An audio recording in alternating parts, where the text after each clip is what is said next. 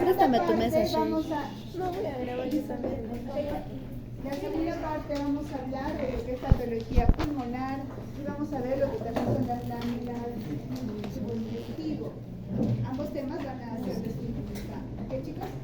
Entonces, vamos a ver pulmones que ya aquí lo básico, siempre recordar la parte de histología. Todos recordamos que los pulmones nos sirven para el intercambio gaseoso, ¿verdad? El lóbulo derecho, perdón, el pulmón derecho tiene ¿cuántos lóbulos? 3. Y el izquierdo con solo 2. Toda la fosa inicial de las vías aéreas superiores, ¿verdad?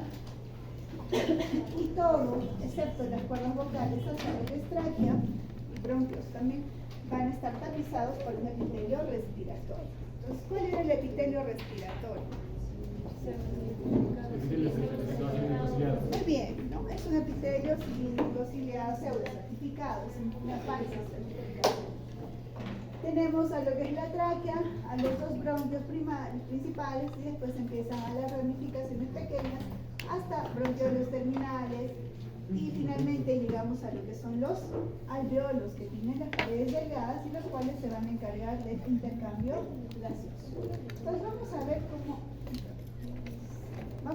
cómo está formado. Vamos a ver acá y después vamos a ver los formas.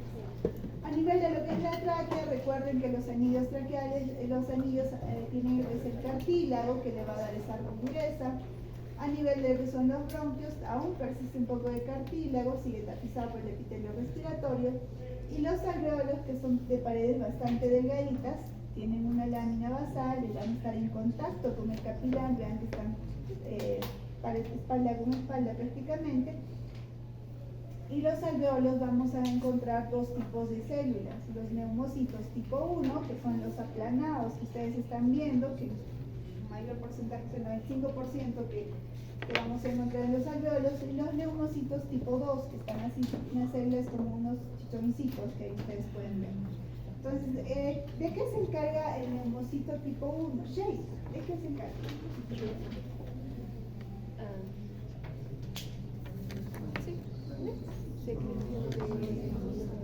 A ver, Carlos, ¿de qué se encarga la neumocito tipo 1? Muy bien, es el que como está tapizando, en su mayoría es el que se va a dar el intercambio. ¿Listo? Y el neumocito tipo 2, Diego. ¿De qué se encarga el neumocito tipo 2? De producir las sustancias.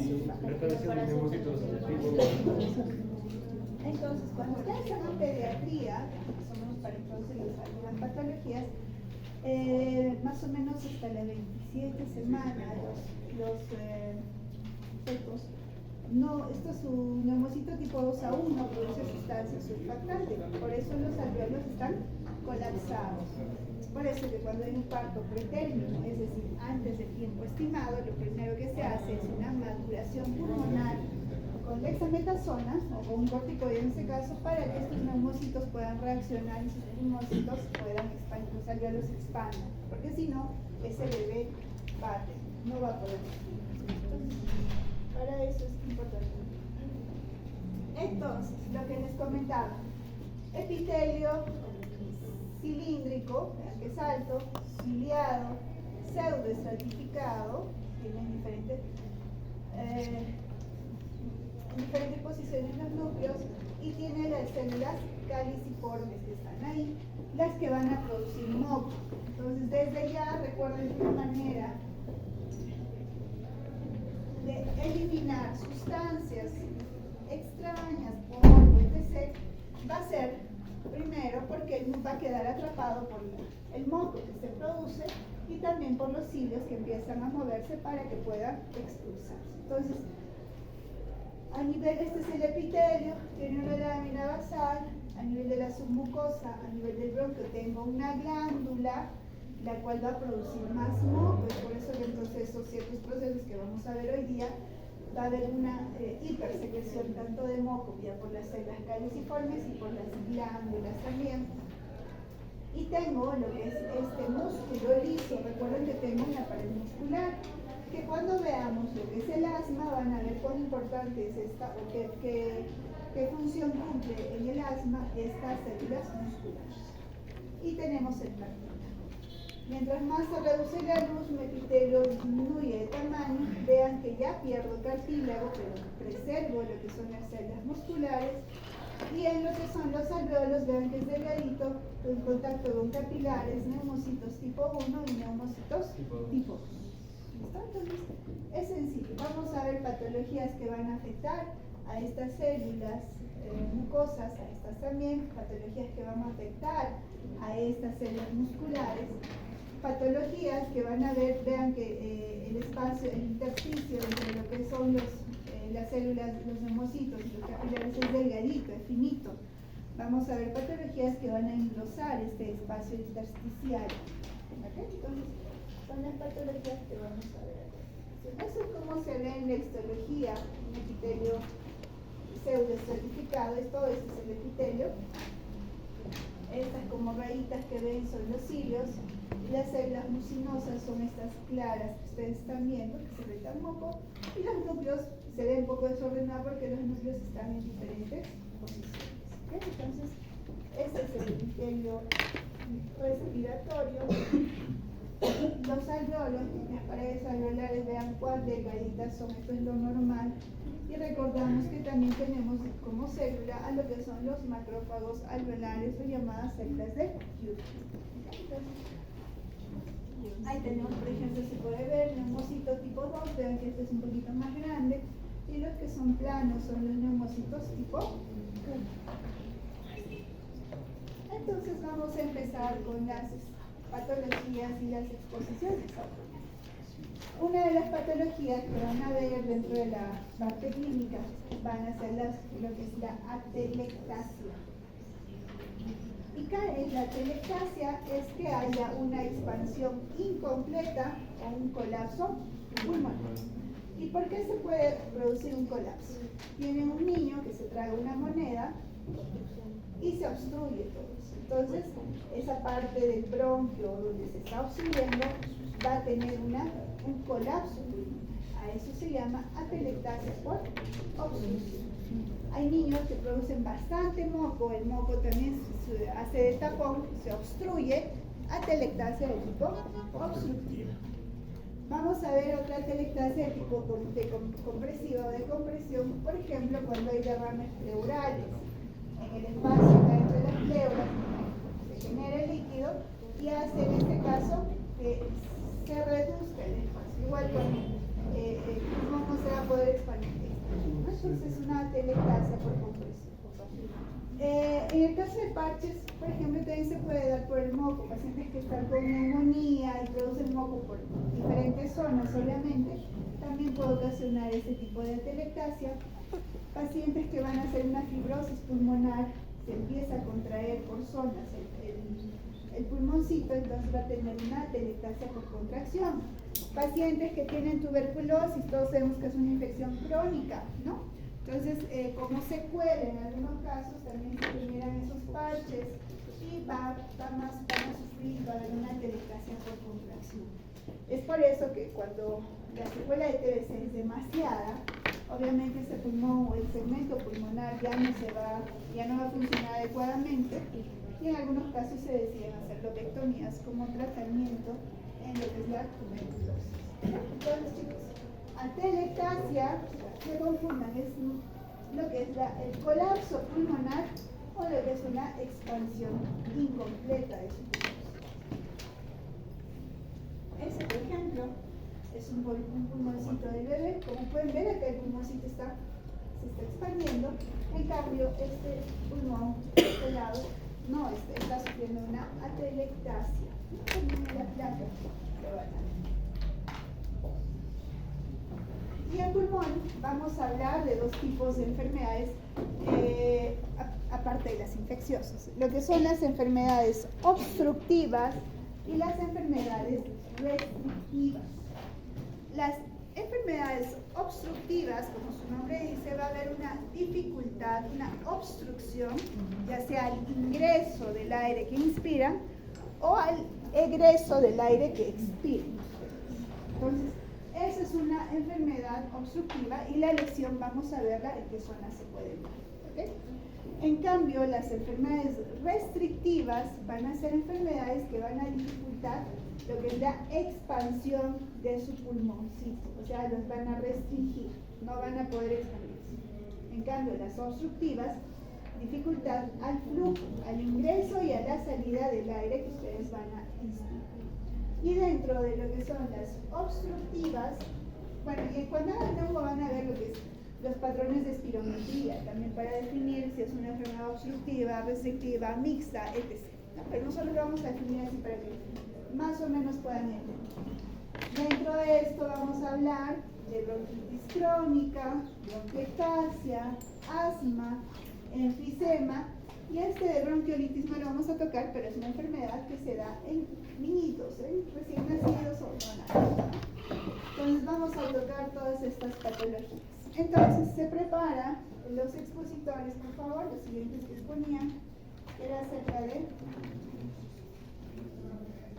¿qué son así? Aguilar y Almanza, enfisema. Aguilar, ¿ya me han mandado? Sí.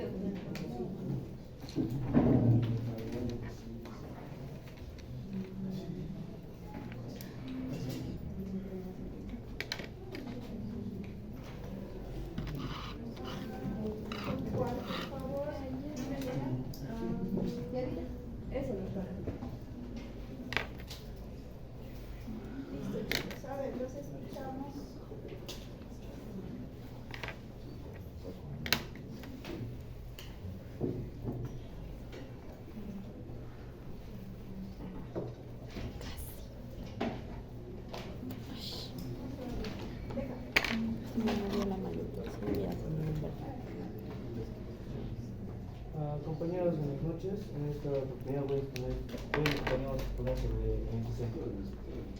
Siempre diapositiva. La enfisema va a ser una patología en la cual se caracteriza por el aumento del tamaño anómalo de los espacios aéreos distales a los hasta los bronquiolos terminales. Esta patología también se caracteriza por la destrucción de las paredes sin presentar lo que sería fibrosis. Además de esto también voy a hablar sobre su etiología, que sería por el consumo de tabaco y alcohol, por la profesión, que sería por ejemplo los mineros, por la contaminación industrial a inhalar partículas nocivas, también por las infecciones virales repetitivas que llevan a procesos bacterianos. Y también se da la aparición del enfisema por la genética, por falta de la deficiencia de la alfa-adipsina, que es una antiproteasa, que es un factor que protege nuestros pulmones. La localización anatómica va a ser en los acinos y signos y síntomas que va a presentar va a ser la disnea. Ahora vamos a hablar sobre los tipos de enfisema. En tipos de enfisema vamos a encontrar el enfisema centroacinal, el enfisema panacinal, el paracental y el irregular. Acá tenemos un cuadro comparativo. El enfisema centroacinal, como su propio nombre lo dice, va a afectar lo que serían las porciones más centrales o proximales de lo que serían los acinos.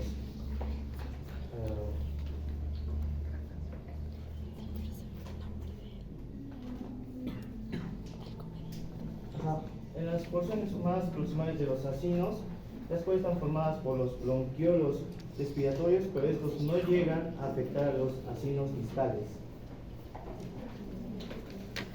Su ubicación en las partes centrales del acino, su morfología contiene pigmento negro e inflamado. Sí, y este se da más que todo en los fumadores. El siguiente sería el enfisema panacinal, que es la dilatación de los alvéolos de forma uniforme. Esta dilatación del alvéolo va desde los bronquiolos respiratorios hasta los alvéolos terminales ciegos. Su morfología son bullas y Y esta se da más que todo por la deficiencia del factor alfa-antitripsina. Después tenemos la ancina paraceptal. La ancina paraceptal o ancina distal, el enfisema acinal distal, esta no afecta a la porción más proximal de los acinos, pero sí va a afectar a la porción más distal de los acinos. Su morfología sería múltiples espacios aéreos agrandados y continuos y la producción de quistes.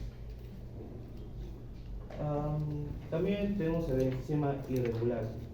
El enfisema irregular, como su propio nombre lo dice, afecta a los acinos, pero de forma irregular. Va a haber un daño irregular, es el enfisema más frecuente y está asociada a la cicatriz y la inflamación. Siguiente. También acá tenemos una imagen de los tipos de enfisema. Siguiente positivo, por favor. En patogenia tenemos que nosotros al inhalar humo de tabaco o inhalar partículas lesivas causan un daño pulmonar. Este daño pulmonar pues causa inflamación y el daño pulmonar junto con la inflamación causan una destrucción en el parénquima, formando así un enfisema. Van a haber distintos factores que favorecen a la aparición del enfisema. Por ejemplo, las células mediadoras inflamatorias. Se ha demostrado que la aparición alta de células mediadoras inflamatorias hacen que estas atraigan a células inflamatorias que serían los macrófagos, los linfocitos T y los neutrófilos.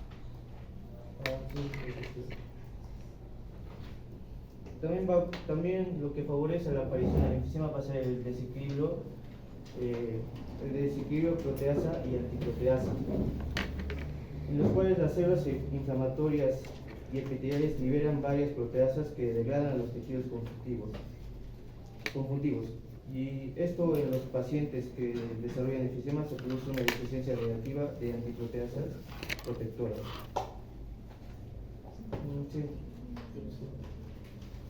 Y esta va a ser la secuencia de los acontecimientos. Primero va a haber un secuestro de los neutrófilos capilares, después una actividad proteolítica ante cualquier estímulo y por último una destrucción del tejido gástrico por la deficiencia de la alfa-1 antitripsina. Y les dejo con mi compañero.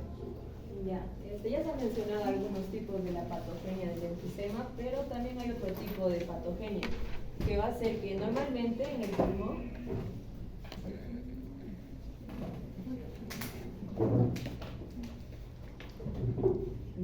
normalmente en el pulmón, en condiciones normales, el pulmón va a tener bastantes antioxidantes. Los antioxidantes lo que hacen es eliminar los radicales libres, pero cuando una persona consume bastante tabaco, el humo va a llevar que los radicales libres agoten a los antioxidantes, entonces no va a haber una correcta eliminación de los radicales libres.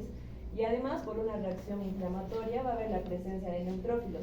Añadida a los radicales libres, van a causar una lesión tisular en el pulmón, añadida a la inflamación. Siguiente diapositiva, por favor. Ya. La siguiente patogenia se va a dar porque existe una deficiencia genética en las personas en el alfa-1 antitripsina, que en sí viene a ser una antiproteasa. Entonces, cuando las personas tienen una deficiencia de esta antitripsina, va a haber una predisposición a tener un enfisema pulmonar y este se va a incrementar más si la persona consume tabaco. Ahora, la antitripsina, como lo mencioné, va a inhibir a las proteasas, específicamente va a inhibir a la elastasa. Y la elastasa lo que hace es desintegrar la elastina. Entonces, como no va a tener a la antitripsina que la va a inhibir, va a actuar de manera excedida, ¿no? Entonces, en los alvéolos, que normalmente están abiertos por una retracción elástica del parénquima, van a tener una pérdida de la elastina a causa de la elastasa que está incrementada. Entonces, los alvéolos se van a cerrar durante la expiración, causando una obstrucción funcional del flujo aéreo. Se dice que las personas con una deficiencia del alfa-1 antitripsina van a tener acinos dilatados de manera uniforme, que se le conoce como el enfisema panacinal, que pueden ver en la imagen. Ya, entonces, en resumen, decimos que el enfisema pulmonar se da por la siguiente patogenia. Uno va a ser por el estrés oxidativo, el aumento de la apoptosis y la senescencia. También por células inflamatorias, por la liberación de mediadores inflamatorios y por último por la deficiencia congénita de la alfa-1 antitripsina. Esto nos va a ocasionar una destrucción a nivel de la pared alveolar. Ya, aquí podemos ver una imagen donde normalmente es como se deberían ver los alvéolos, ¿no? Tabicados y llenos de aire. Ahora, ¿pero qué pasa en el enfisema? En el enfisema pulmonar va a haber una marcada dilatación de los espacios alveolares y como pueden ver va a haber una destrucción en los tabiques alveolares, pero sin presencia de la fibrosis. Siguiente, por favor. Ya, también, aparte de los tipos de enfisema que mencionó mi compañero, tenemos otros tipos. Uno es el enfisema compensador, en el que va a haber una dilatación alveolar, pero sin destrucción. Como su nombre lo dice, va a ser compensador, ya que este enfisema se desarrolla porque existe una extracción de un lóbulo enfermo. El otro tipo de enfisema es el enfisema obstructivo, donde el pulmón se va a ensanchar porque el aire va a quedar retenido en su interior y se va a dar más que todo por una obstrucción por un tumor o por un cuerpo extraño. Y otro tipo de enfisema es el enfisema bulloso, donde se presentan las bullas. Las bullas vienen a ser espacios mayores de 1 centímetro que van a estar distendidos a nivel subpleural. Estas bullas se pueden romper y pueden provocar un neumotórax. Como podemos ver en la siguiente imagen, aquí vemos un pulmón con bastantes bullas y también vemos una imagen en una tomografía en un parénquima destruido y sustituido por bastantes bullas de gran tamaño. En la anterior diapositiva, por favor. Y el último tipo de enfisema es el intersticial, donde va a haber una entrada de aire al estroma, al intersticio del pulmón. Y cuando pasa al intersticio también puede pasar hacia el mediastino y por último hacia el tejido celular subcutáneo. Y cuando llega a pasar al tejido celular subcutáneo, se dice que la persona va a tener un tórax de manera globosa y además va a presentar edemas en el cuello y en el hombro. Siguiente diapositiva. Ya, este es un cuadro resumen de todos los tipos de enfisema. Como lo mencionó mi compañero, tenemos primero la definición de enfisema. Va a ser un aumento irreversible del tamaño de los alvéolos sin presencia de fibrosis. Y los principales tipos que teníamos eran el centroacinar, el panacinal, paracetal, irregular, y los otros, los que mencioné, el compensador, el obstructivo, el bulloso y el intersticial. Siguiente diapositiva, por favor. Ya. El enfisema pulmonar va a presentar ciertos síntomas, siendo el más característico una disnea, que va a ser el primer síntoma. También puede presentar una tos crónica, taquipnea, una expiración prolongada, fatiga, ansiedad, problemas al dormir, problemas cardíacos, pérdida de peso y por último la depresión. Y eso sería todo por nuestro tema.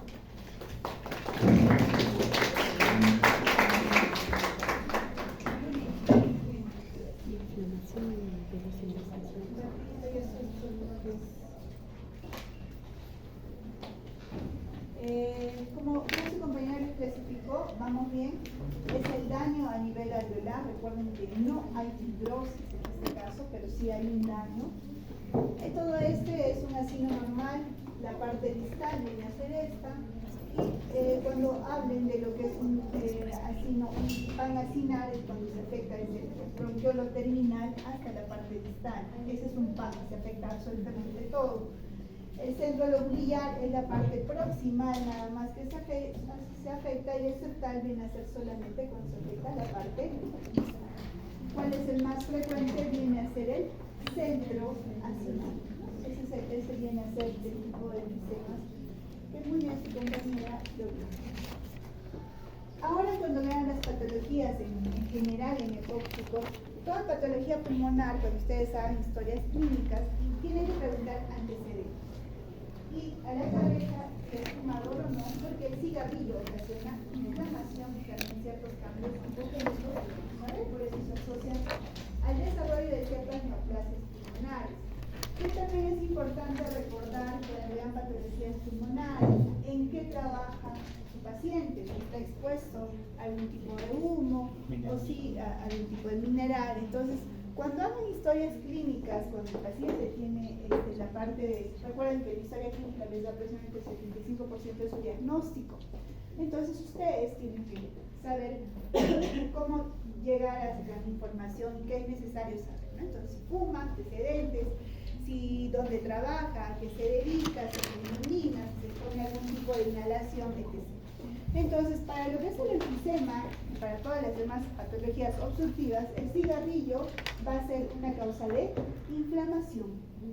Y dentro de esa inflamación, como bien sus compañeros hablaron, primero era la inflamación, la parte genética, ¿qué más ya quería que era? Me faltaba. Por radicales libres, El defecto genético, la inflamación y el cigarrillo, si más no me equivoco. Entonces, ¿qué ocasiona el cigarrillo? Que venga inflamación y dentro de ellos los polimorfos nucleares que vienen de los capilares y van a llegar a lo que son, van a pasar y van a llegar a su espacio alveolar. ¿Qué tienen los polimorfos nucleares? Dentro de su citoplasma tienen gránulos de proteasas y cuando hay inflamación, hay cigarrillos, estos empiezan a secretar sus proteasas. Y aparte si hay defecto genético al déficit de la alfa-1 antitripsina que va a ocasionar, estas proteasas empiezan a destruir lo que les viene a ser la elastina porque son elastases. Entonces, ¿qué pasa? Estas paredes pequeñitas de lo que estaban así bien formaditas empiezan a agrandarse, como muy bien su compañera les dijo. ¿Ok? Entonces, bueno, en realidad esa es una teoría, ¿no? Y como su compañera ya les mostró, los pulmones se van a ver así como espacios mucho más grandes. Los alveolos tendrían que ser así pequeñitos, pero vean estos espacios mucho más grandes porque estas paredes se están rompiendo. A esto se llama enfisema, chicos, y eso es como se llama. ¿Listo? Entonces vamos a ahí. Y lo que su compañera les hablaba, lo que es la bula, cuando es subpleural, incluso al romperse puede generar un neumotórax. Eso es como se ve las bulas aún mayor, aunque son unos huecos gigantes, unos agujeros gigantes, ¿no? Entonces, resumiendo, lugar anatómico de lesión a nivel de lo que es el acino, estamos hablando de enfisema. ¿Qué es lo que va a pasar? ¿Por qué se da? Recuerden que hay destrucción de estas paredes alveolares, por lo tanto los espacios se tornan mucho más grandes. Y ahí me ocasiona el cigarrillo y el smog, ¿no? Dependiendo si vivimos en una ciudad con bastante polución. Y como muy bien su compañera les dijo, lo primero que ocasiona es las molestias. Muy bien, siguiente tema, bronquitis crónica, por favor, alumnos. ¿Ya tienen la disposición? ¿Me han pasado sus diapositivas? Sí, muy bien.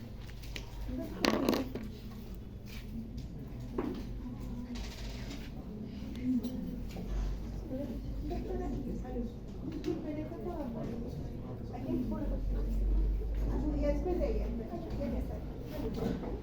Solita estás mal.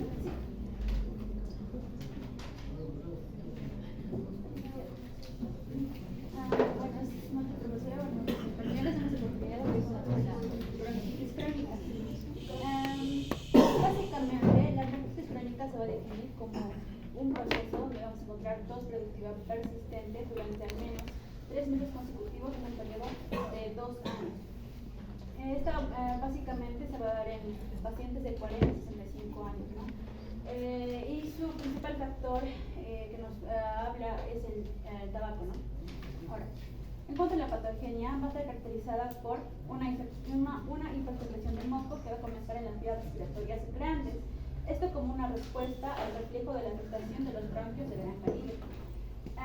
Ahora, en cuanto a la producción del flujo aéreo, esto solo se va a ver en pacientes que ya tengan una afección, como por ejemplo lo que es el asma, el POC, o también en pacientes que tengan tabaquismo, o también en los pacientes que están avanzados, ¿no? Porque en los pacientes con bronquitis crónica, digamos, precoz, todavía no se observa lo que es la obstrucción del flujo aéreo. Esta afección, como dije, se va a deber a enfermedades de vías periferias pequeñas o también a un enfisema simultáneo.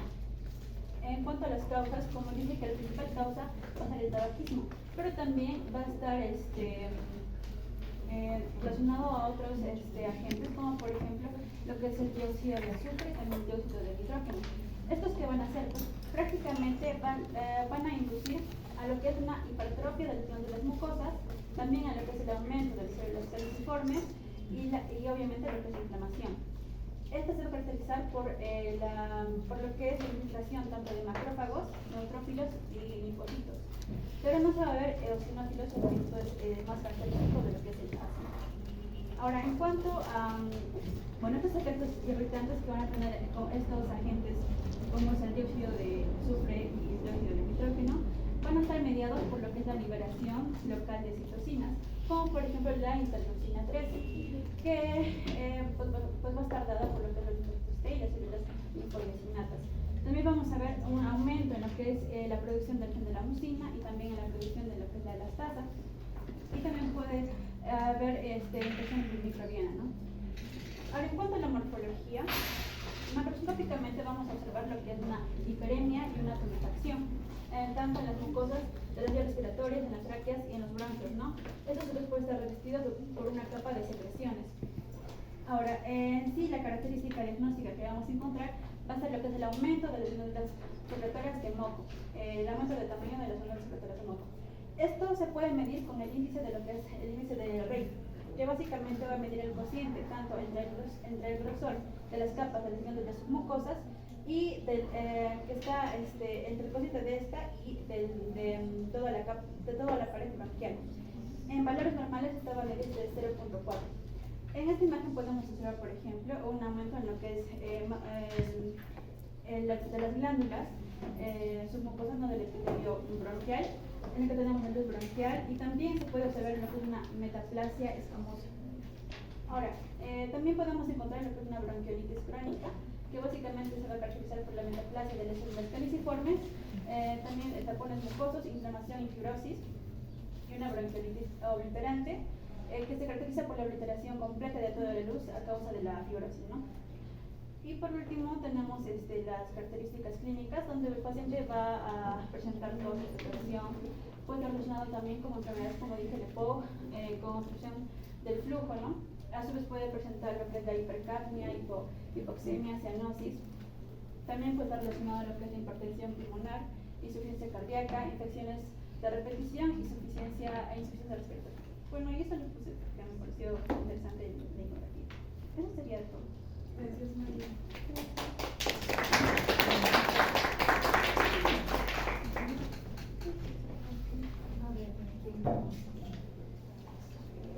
André, ¿qué pasa con la bronquitis crónica? ¿Qué es lo que se altera? André.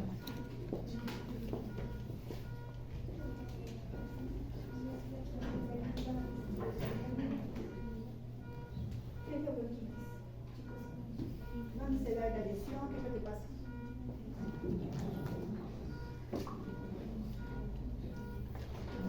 A ver, Diego, ¿qué es la bronquitis?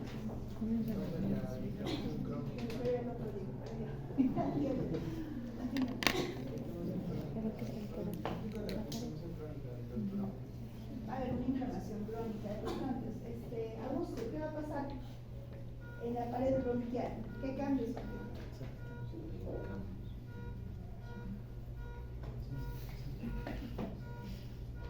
Renata.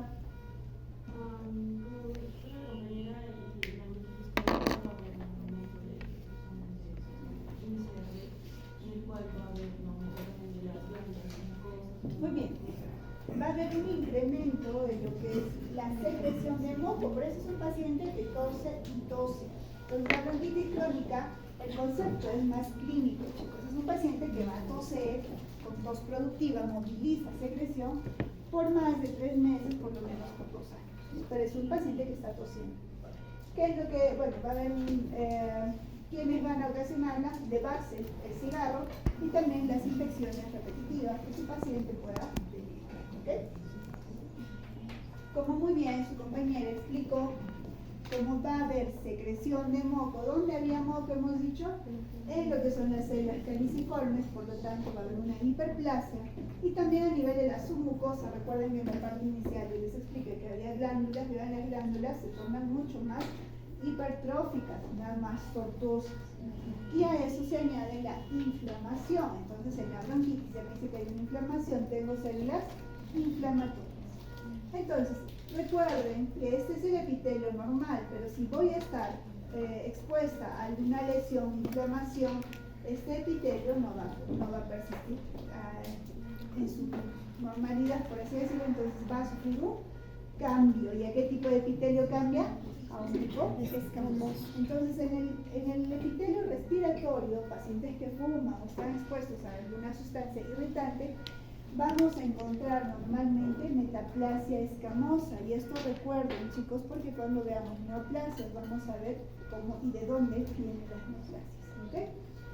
Entonces es un paciente que las glándulas crecen, hay inflamación, encuentro metaplasia escamosa y encuentro hiperplasia de células caliciformes. Ojo, si les pregunto cambios morfológicos en una bronquitis, ya saben que hay. Y muy bien, como Malú les ha explicado, va a haber el diagnóstico se va por índice de Rey porque va a haber un incremento del grosor en general de toda la pared.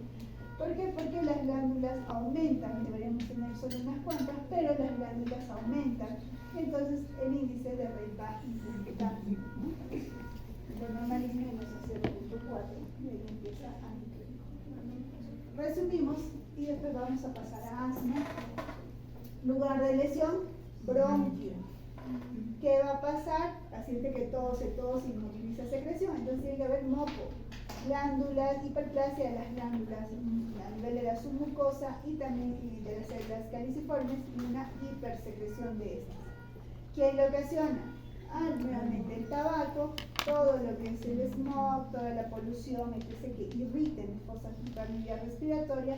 Y es un paciente que tose y va a expectorar. Esa viene a ser la clínica en una bronquitis. Muy bien, y pasamos a lo que es el asma.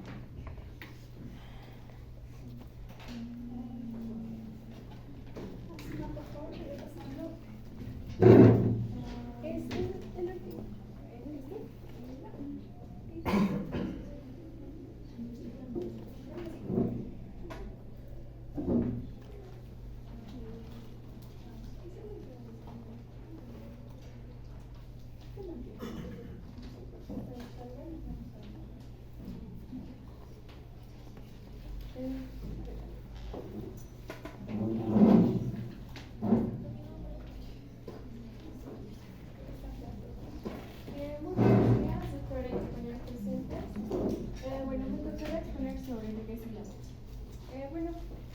Comenzando con lo que sería su definición, el asma es un trastorno que es inflamatorio crónico.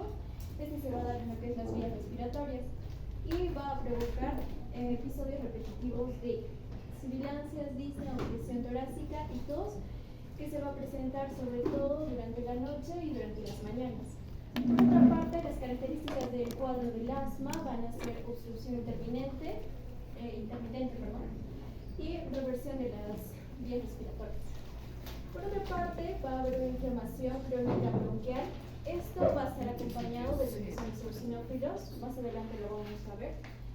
Y va a haber una hipertrofia e hiperreactividad de lo que es el músculo liso bronquial. Dos cambios importantes. Además, que esto va a estar acompañado de un aumento de la secreción del moco. Ahora, en algunas ocasiones ante un estímulo trivial, esto va a ser suficiente para que se desencadenen cuadros de asma. Por otra parte, en la respuesta inflamatoria que se va a dar van a participar distintas células, sin embargo, la más importante, sobre todo, van a participar los eosinófilos y también tenemos a los mastocitos, neutrófilos, macrófagos, etc. Dentro de lo que es incidencia, está aumentado. ¿Esto debido a qué? A una hipótesis de higiene que se menciona, ¿no? ¿Por qué? Porque esta hipótesis de higiene nos menciona que hay una falta de exposición de los gérmenes infectantes en la infancia y esto va a determinar defectos en la tolerancia inmunitaria. Por otra parte, hablando de lo que es la patogenia, podemos mencionar que van a haber principales factores que van a contribuir al desarrollo. Dentro de esos vamos a tener tres.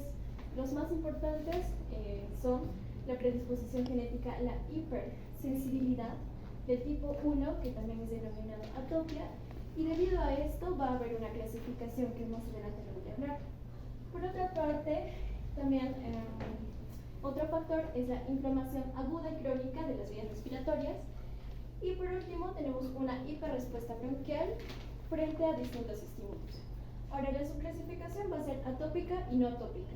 La atópica es cuando va a haber una evidencia de sensibilidad ante alérgenos, y no atópica, ¿no? Por otra parte, tenemos que van a haber mediadores. Esos mediadores van a ser de los mastocitos y van a producir dos ondas de reacción. Una va a ser una reacción precoz, que es como se vería en la imagen, y esta va a ser inmediata. Ahora, esta va a estar dominada sobre, o sea, en esta va a dominar sobre todo lo que es la broncoconstricción y va a haber un aumento de la producción de moco, además de una vasodilatación. Esta va a estar estimulada por los mediadores liberadores de mastocitos, los cuales van a participar la histamina, la prostaglandina D2, leucotrienos, además de que también van a participar las vías neuronales reflejas. Dentro de lo que es la reacción tardía, esta va a ser inflamatoria y vamos a tener que mediadores inflamatorios van a estimular lo que es una producción de quimiosinas y estas van a fomentar el reclutamiento de linfocitos TH2, leucocitos y eosinófilos. Además que todo esto va a provocar una amplificación de la respuesta inflamatoria. Por otra parte, van a haber brotes repetitivos y estos van a producir cambios. Estos cambios van a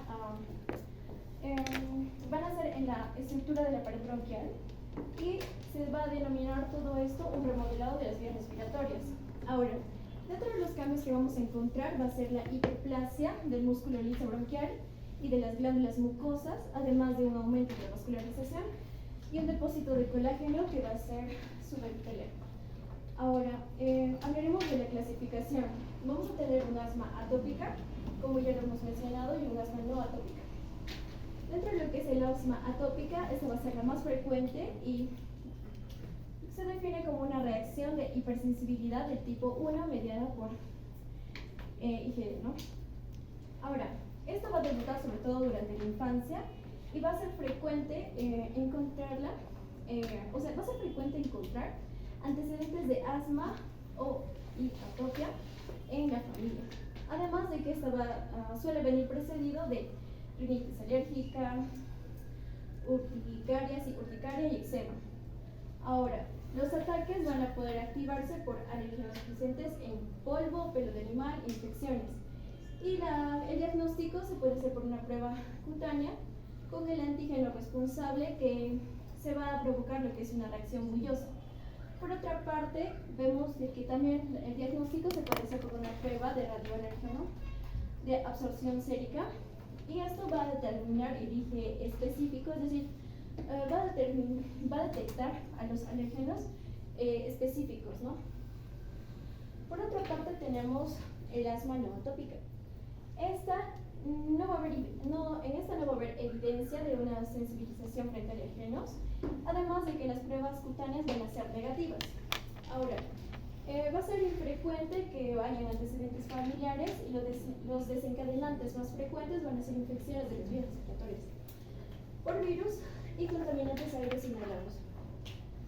También tenemos el asma ocupacional y el asma inducido por fármacos. Esta va a ser provocada, su mismo nombre lo menciona, por fármacos, pero es sorprendente que haya sido provocado por el ácido acetilsalicílico. Y bueno, van a debutar los pacientes con pólipos nasales, urticaria, etc. Dentro de la patogenia se menciona de que no ha sido comprobada en sí, sin embargo, se puede deducir de que hay algún tipo de alteración en el metabolismo de las prostaglandinas y esta va a ser derivada de la inhibición de la ciclooxigenasa. Entonces, ¿por qué se va a dar la inhibición de esta ciclooxigenasa? Por la presencia del ácido acetilsalicílico. Ahora, dentro del asma ocupacional, esta se va a desencadenar por humo, por polvos orgánicos, químicos y gases. Además de que los ataques van a suelen desarrollar se desarrollan ante una exposición repetida a los antígenos iniciadores. Por otra parte, aquí vemos imagen en la que estamos viendo presencia de una inflamación con eosinófilos, además de una hiperplasia de lo que sería el músculo liso.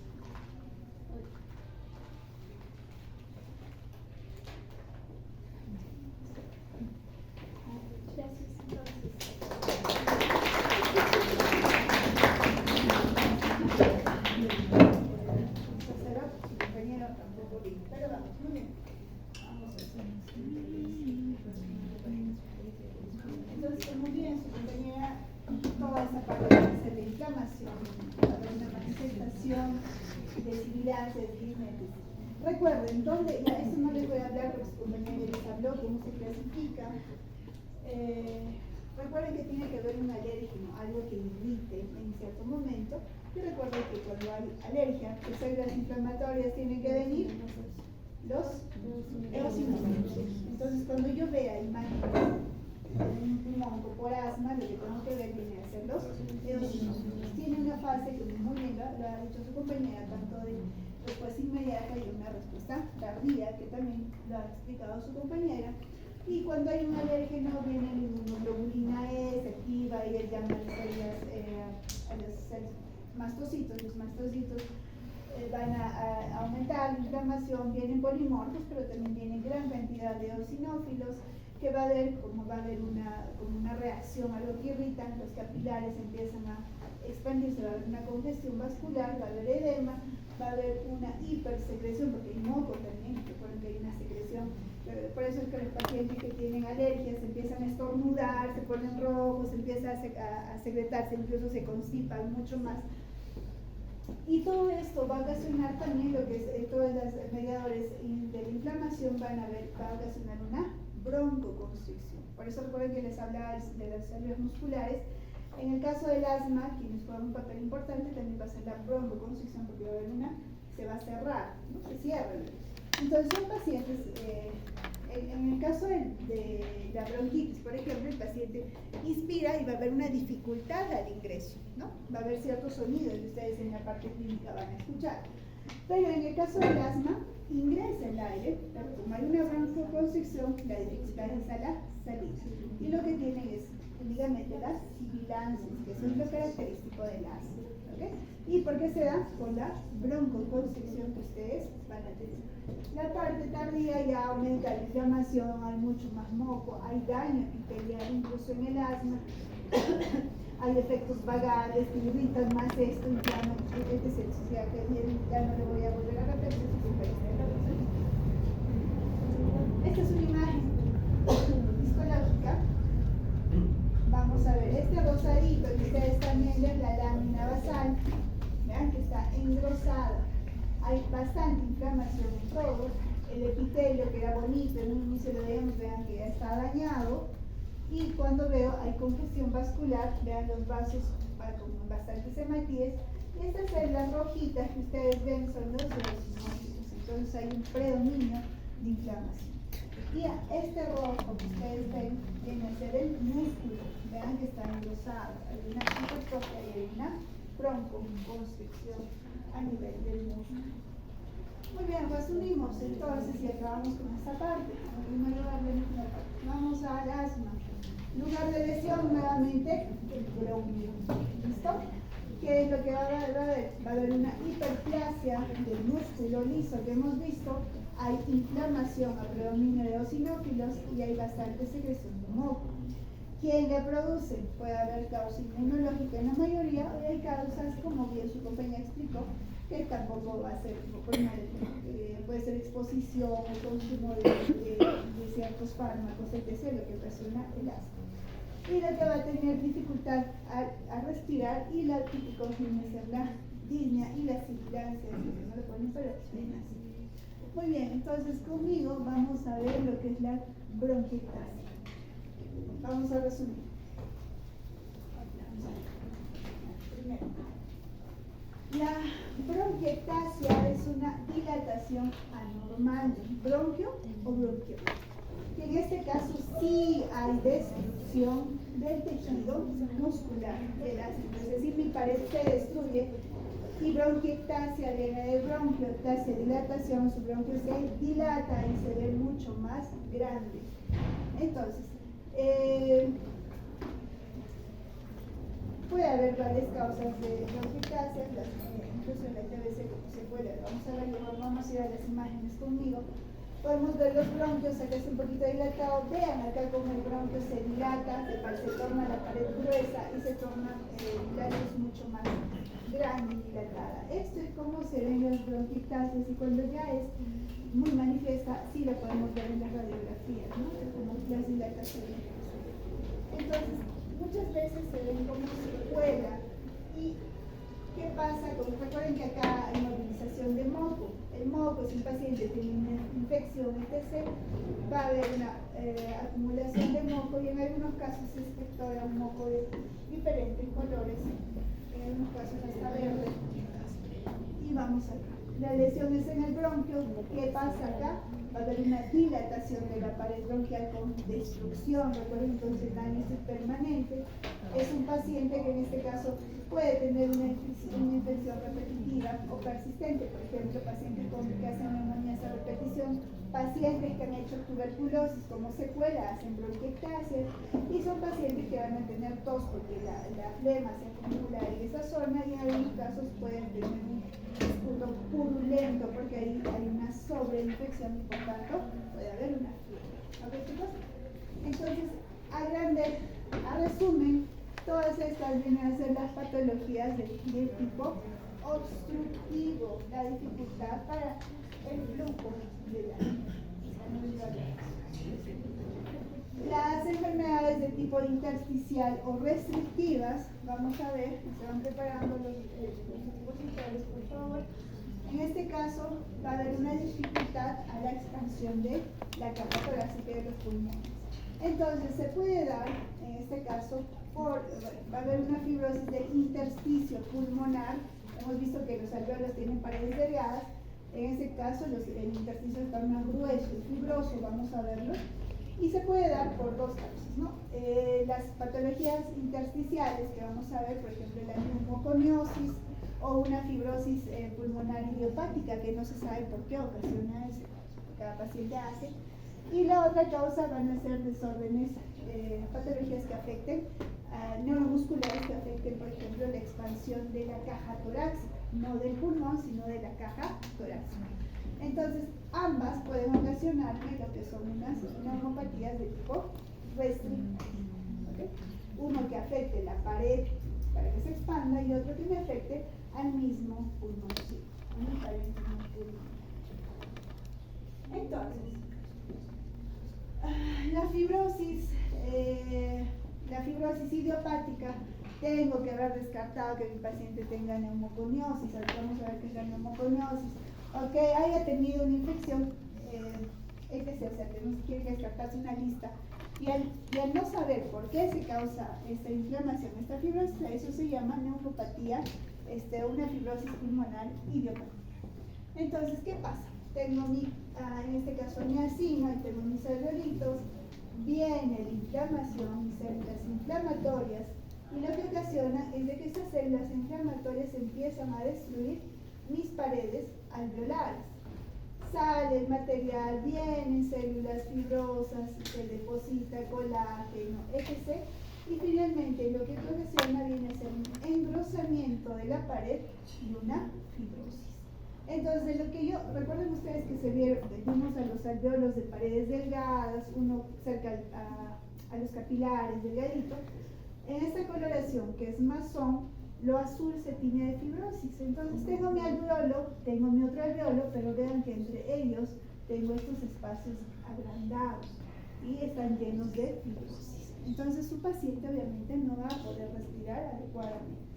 A esto se llama una fibrosis o panal de abejas, ¿no? Que es lo que clínicamente algunos lo llaman, o una fibrosis intersticial. Entonces,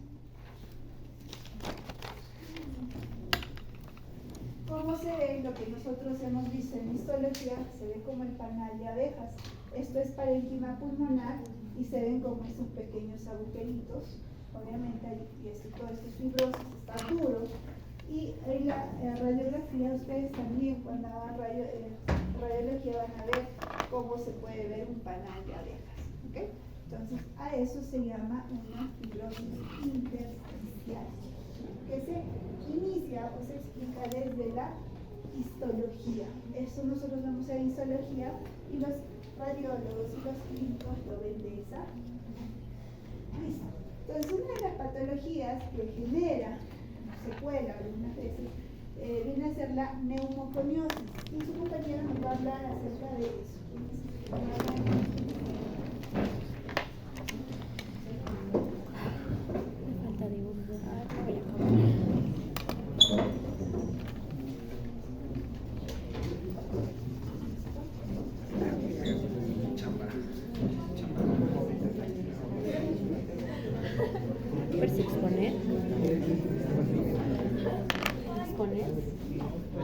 A ver.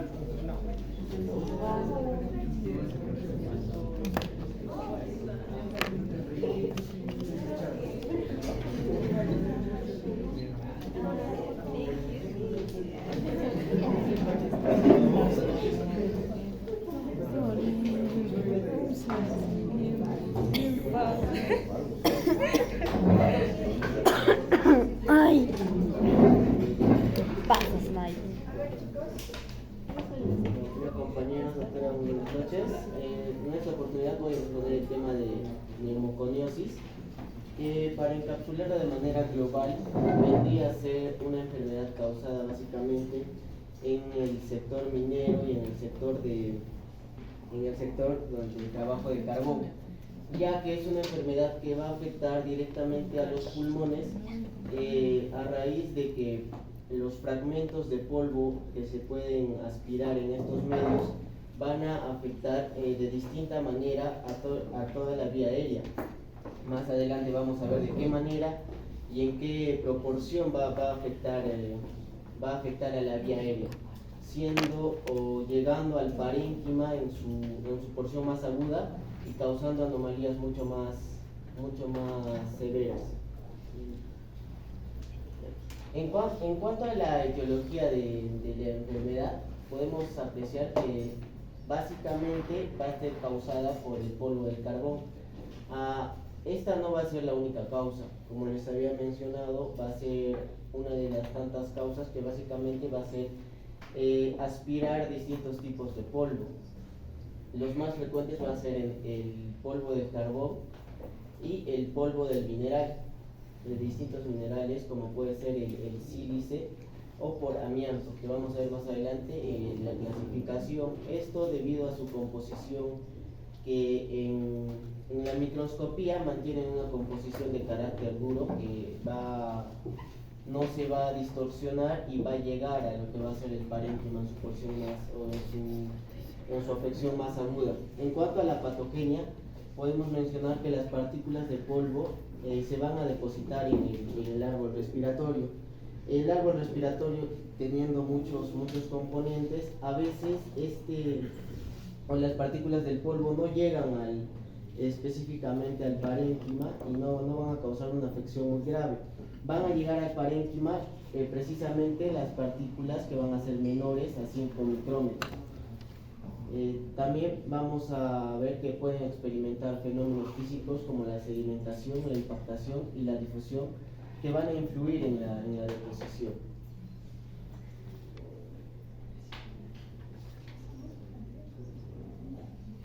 En cuanto a la clasificación, como les había mencionado, esta clasificación se va a deber al polvo inhalado de distintos componentes, ¿no? La antracosis, que va a ser una acumulación básicamente del carbón, que es la más frecuente y la que se presenta más. La silicosis, que va a ser causada principal o únicamente por la inhalación del sílice, y la asbestosis, que va a estar en relación directa con el amianto. Como les había mencionado, esos tres componentes son bien frecuentes, destacándose el primero, ¿no? En cuanto a la silicosis, y lo destaco porque es de las causas o de las patologías que se presenta que es más frecuente, vamos a tener también una clasificación que básicamente va a ser una fase aguda que es poco frecuente y se debe precisamente a que la composición o el polvo del sílice va a llegar al parénquima. La silicosis crónica simple que se va a desarrollar, como podemos ver, las silicosis crónicas se van a desarrollar en muchos años. En este caso se va a desarrollar después de 10 a 30 años de exposición, ¿no? Por eso es que se da en personas que están expuestas constantemente a este tipo de trabajos. En cuanto a la silicosis crónica, vamos a ver que va a presentar opacidades que aumentan el tamaño y van a formar un conglomerado, ¿no?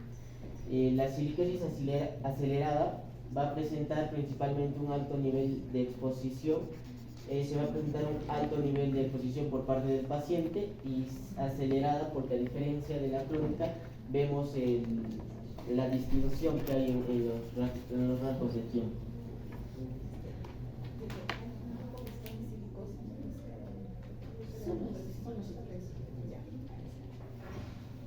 En cuanto a la histopatología, vamos a ver que las reacciones principalmente se van a ocasionar reacciones, y la principal reacción que se va a ver es que a nivel histológico vamos a poder apreciar algunas partículas de estos componentes, como es el sílice o el carbón, en cortes histológicos. Estos van a incluir cambios en los bronquios respiratorios y en el parénquima pulmonar. También vamos a tener material particular, como les había mencionado, que va a aparecer precisamente en los cortes histológicos. Es como podemos ver acá distintos cortes histológicos. Este es, por ejemplo, de un tipo de asbesto en el tejido pulmonar de un paciente con neumoconiosis, ¿no? Donde vamos a poder ver, vamos a poder apreciar acá fragmentos de polvo a nivel de un corte histológico. En este otro corte también vamos a observar la pérdida de la arquitectura pulmonar.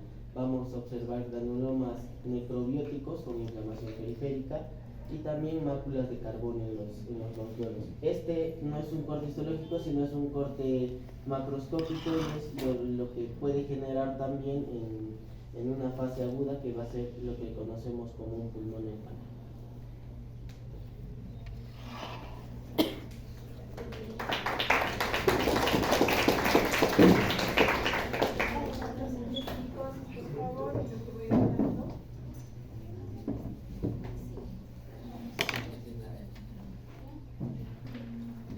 En general, lo que son las neumoconiosis van a ser patologías no neoplásicas, o ya están clasificadas como lo que son enfermedades de tipo ocupacional. Depende de lo que es la exposición, el tiempo la cantidad de exposición de un paciente o de una persona a los vapores o inhalación de ciertas partículas en este caso. Y estas, como bien su compañero ha comentado, dependen mucho del tamaño hasta donde llegue la lesión, ¿no? Si va de 3 a 5 micras, ya se va a quedar atrapada en la vía respiratoria baja, y a nivel de los alveolos, cuando son mucho más pequeñitos, más o menos de 2 micras. En este caso depende del tiempo de exposición, la cantidad a la cual ustedes se expongan de esto. Lo segundo depende de qué partícula empiecen a inhalar. Y lo tercero depende de esa solubilidad que tiene esa partícula y ustedes puedan eliminar. De acuerdo a eso, ustedes van a desarrollar ciertas patologías, y dentro de ellas, una de las frecuentes va a ser la de sílice, el carbón y lo que es el amianto, que vamos a ver a continuación. La siguiente. El carbón. Del carbón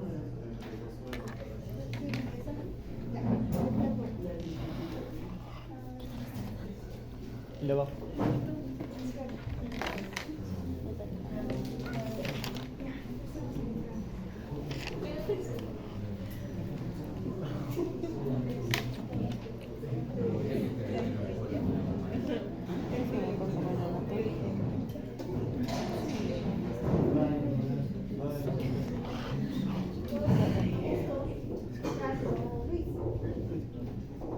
ya bueno, mi compañero ya expuso la parte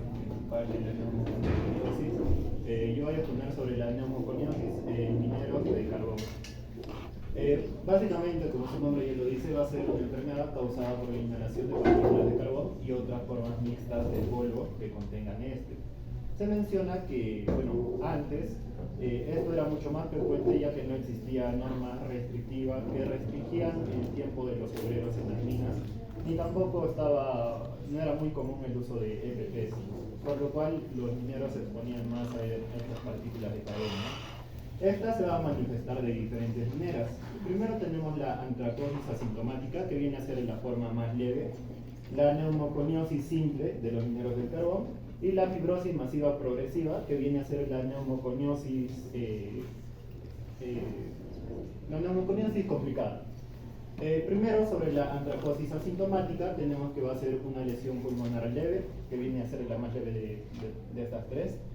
Y bueno, esta se caracteriza porque tras una inhalación, estas partículas de carbón van a ser deglutidas por los macrófagos celulares y luego se van a acumular en el tejido conjuntivo. En la imagen podemos observar que es un corte de ganglio linfático traqueal que tiene antracosis. Y lo que vamos a ver van a ser macrófagos que han fagocitado estas partículas de carbón y bueno, se llegan a acumular, ¿no? También tenemos la neumoconiosis simple de los mineros de carbón. Esta se va a caracterizar por máculas y nódulos grandes de carbón, que van a ser mucho más grandes que la antracosis, que llegan a medir de 1 a 2 milímetros. Principalmente estas se van a encontrar en lo que viene a ser el lóbulo superior del pulmón y en zonas adyacentes a lo que vienen a ser los bronquiolos respiratorios. Y también por su ubicación van a llegar a causar un enfisema, que van a ser el agrandamiento de los alveolos. Bueno, continuando tenemos la fibrosis masiva progresiva, que va a ser la neumoconiosis complicada, y esta se va a caracterizar por cicatrices intensamente ennegrecidas que pueden llegar a medir de 1 a 10 centímetros. Estas van a ser múltiples, es decir, vamos a encontrar varias. Y si lo mencionamos microscópicamente, estas lesiones van a consistir en colágeno denso y pigmento. Se menciona que en las cicatrices, en la parte central, vamos a encontrar zonas necrosadas debido a la isquemia local que tenemos, ¿no? Las cicatrices van a ser estas, las que se observan negras. Y como observamos, principalmente se concentran más en lo que viene a ser el lóbulo superior del pulmón. Bueno, en el caso, hablando de la evolución clínica, tenemos que incluso se llegó a encontrar esto en personas, en ciudadanos normales, comunes, en ciudades contaminadas. Por lo general es benigna y provoca poca o nula disfunción pulmonar, excepto en la fibrosis masiva progresiva, el cual se menciona que un 10% de todos los casos llegan a esta fibrosis masiva progresiva, en el cual va a existir una disfunción pulmonar e hipertensión. Cuando se llega a una fibrosis masiva progresiva, esta puede seguir empeorando a pesar de que ya no haya contacto con estas partículas de carbón, ¿no? Y bueno, no aumenta la susceptibilidad a la tuberculosis, ni tampoco está asociado al cáncer.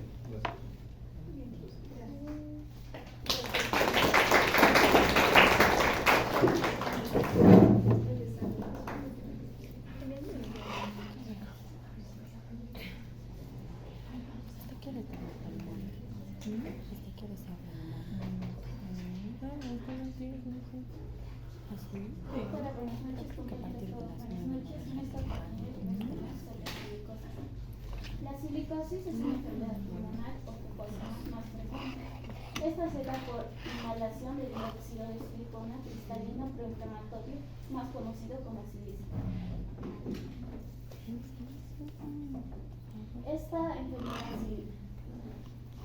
silicosis es de exposición ocupacional a partículas de silicio de tamaño respirable, diámetro aerodinámico de 0,5 o 5 mm. Se asocia a minería, calderas, perforación, construcción de túneles, limpieza por abrasión con materiales untuosos, trabajadores de cerámica, condiciones, ocupaciones que manipulan hierros de silicio y materiales refractarios.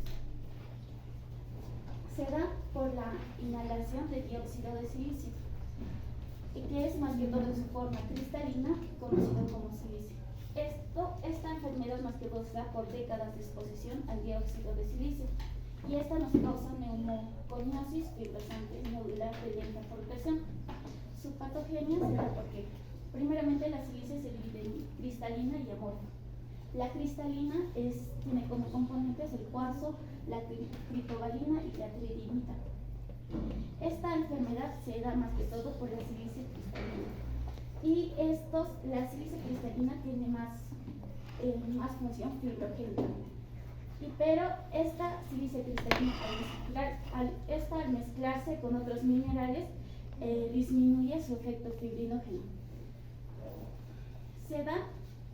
La patogenia se da porque el cuerpo ha sido expuesto a partículas de silicio.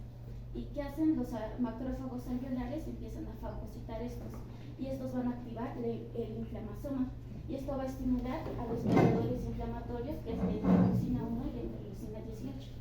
Y estos van a reclutar a las células inflamatorias y van a activar los fibroblastos intersticiales, provocando un ultradepósito de colágeno.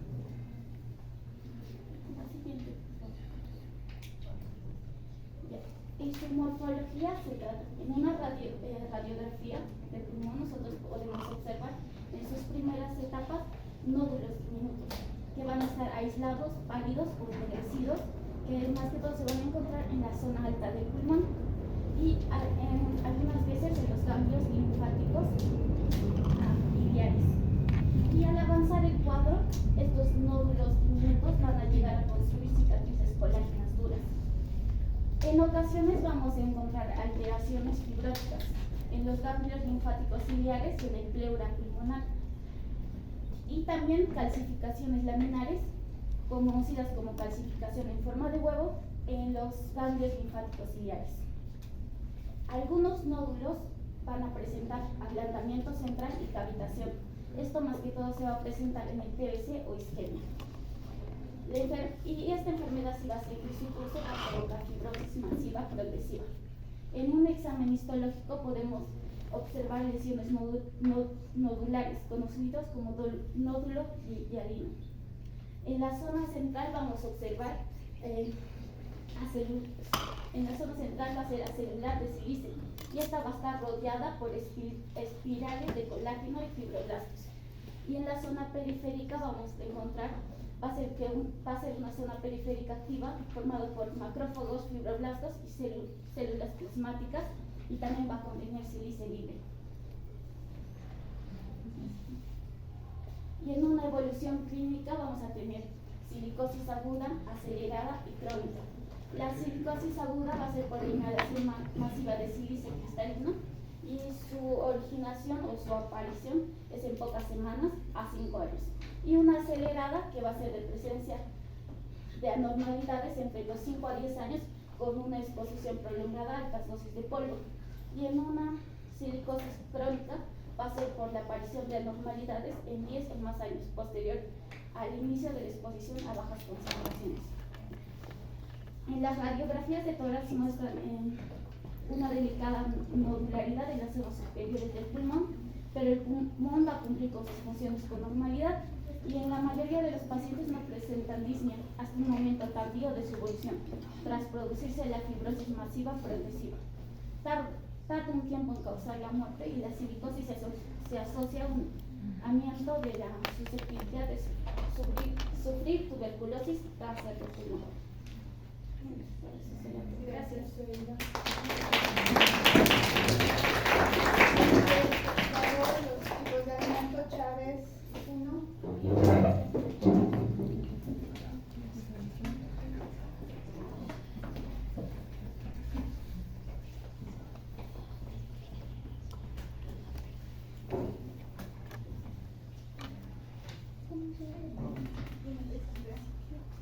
Antes de dejar a nuestros compañeros, como mucho doctora, en este caso yo y mi compañera vamos a exponer sobre el amianto. Bueno, ¿qué es el amianto? El amianto es perteneciente a una familia de minerales que están asociados con diversas enfermedades, como vienen a ser la fibrosis pulmonar y varios tipos de cáncer. Este está prohibido en los países desarrollados, sin embargo en los países que no están en vías de desarrollo no se tiene un correcto control de ello. Ya. Y más, las enfermedades que van a estar relacionadas con el amianto, algunas van a ser las placas fibrosas localizadas o conocidas también como fibrosis pleural difusa. Estas van a ser áreas de tejido cicatricial que se van a formar en la pleura, la membrana, que la pleura es la membrana que va a rodear los pulmones. Tenemos también los derrames pleurales recurrentes, que esto se va a referir a la acumulación de líquido en el espacio pleural, entre la pleura y los pulmones.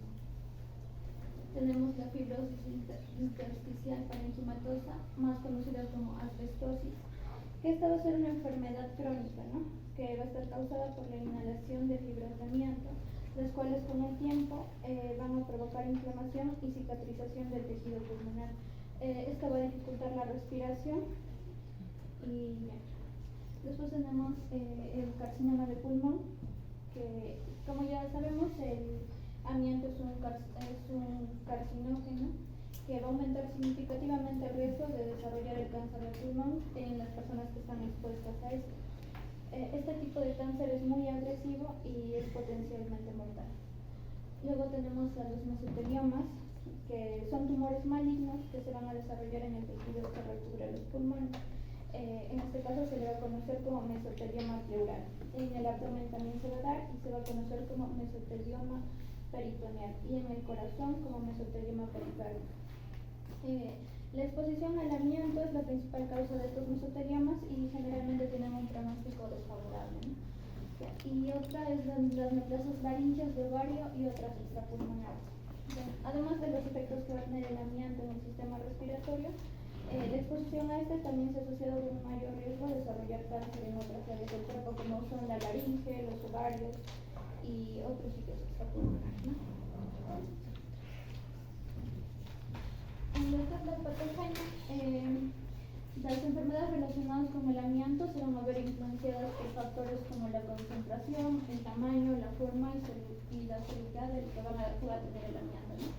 Este va a actuar como indicador y promotor del tumor, principalmente mediante la generación de radicales libres, reactivos y la absorción de agentes químicos tóxicos. Mencionar también que la exposición al tabaco va a potenciar los efectos del amianto y de esta manera va a aumentar significativamente el riesgo de padecer cáncer de pulmón, ¿no? Una vez que son fagocitados por los macrófagos, las fibras del amianto van a activar respuestas inflamatorias fibrogénicas y esto va a conducir a una inflamación pulmonar intersticial generalizada y fibrosis, ¿no? Acá en este cuadro podemos ver cómo ingresa, ¿no? El amianto se encuentra en el aire, este llega a los pulmones y de los pulmones llega al espacio pleural, los capilares pulmonares, el sistema linfático, para finalmente llegar a la sangre, a donde se va a distribuir al cerebro, hígado, riñones. Bien, ahora, ¿qué vamos a encontrar históricamente? Primeramente lo que vamos a ver es un patrón propio de lo que son estos procesos inflamatorios. En este caso, lo que es el engrosamiento, deposición del colágeno, entonces se genera la fibrosis. Y destacar dentro de este proceso también que a raíz del desarrollo de lo que es la fibrosis, va a haber un aumento de lo que es la contracción en lo que son los vasos. Por lo tanto, va a haber una hipertensión pulmonar y esto va a desarrollar pues, procesos de hipertrofia ventricular derecha y insuficiencia cardíaca. Ahora, lo más característico que hay que tener en cuenta son los cuerpos de amianto y los cuerpos ferruginosos. Los cuerpos de amianto, como ya se mencionó, básicamente cuando el macrófago lo consume, estos cuerpos tornan una coloración marrón y tienen una forma fusiforme o también en forma de como de rosario, ¿ya? Y también hay uniones entre lo que son estos compuestos con sustancias inorgánicas que son justamente los cuerpos ferruginosos. Lo que estamos viendo justamente acá son los cuerpos de amianto y los cuerpos ferruginosos, estas pequeñas deposiciones. Ahora, a nivel macroscópico lo que vamos a ver son la formación de lo que son las placas pleurales, que por la deposición del colágeno van a tener una distribución característica que es limitada. Generalmente se encuentran en lo que son las caras anteriores, posterolaterales y las regiones basales del pulmón. Ahora, a diferencia de lo que son las alteraciones por el carbón, por ejemplo, Estos van a ser progresivos desde la base hasta el ápice. Y en lo que respecta a la clínica, lo que vamos a ver característicamente es que la persona va a presentar disnea, que va a ser progresiva, desde una disnea de esfuerzo hasta una disnea de reposo o disnea paroxística. Ahora, en estos casos también, como les mencionaba, el compromiso a nivel vascular va a ser que se genere una hipertensión pulmonar. Esto va a generar una hipertrofia del ventrículo derecho, que va a generar justamente lo que se conoce como cor pulmonar. Y esto va a generar una insuficiencia cardíaca derecha, que es, si no se trata, pues la persona se va a morir. Y en lo que es la radiografía, justamente lo que estamos observando son estas placas pleurales, que son de acá. Y también en los procesos evolutivos vemos justamente este patrón en el panel de oreja. Eso sería todo.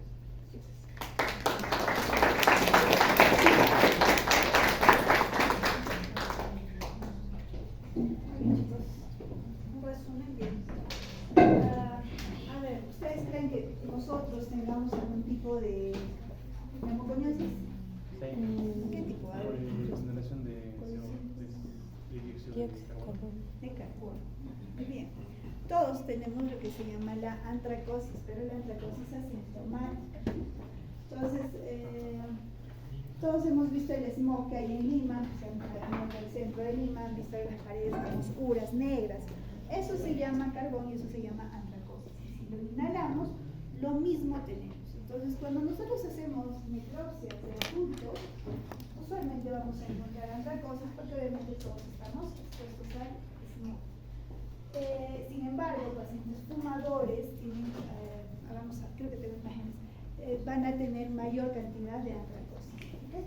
Entonces, son tres tipos de neumoconiosis. La de carbón, que ya hemos visto que es frecuente, todos, pero es una asintomática.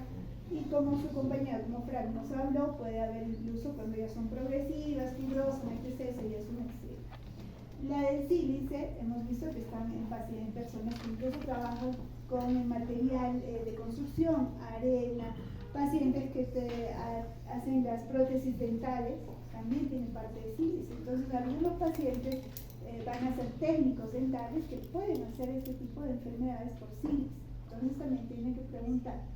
Y lo que es la asbestosis, lo que tienen que recordar es que va a estar relacionado de todas las neumoconiosis, ya que va a estar asociada a lo que es las neoplasias, ¿no?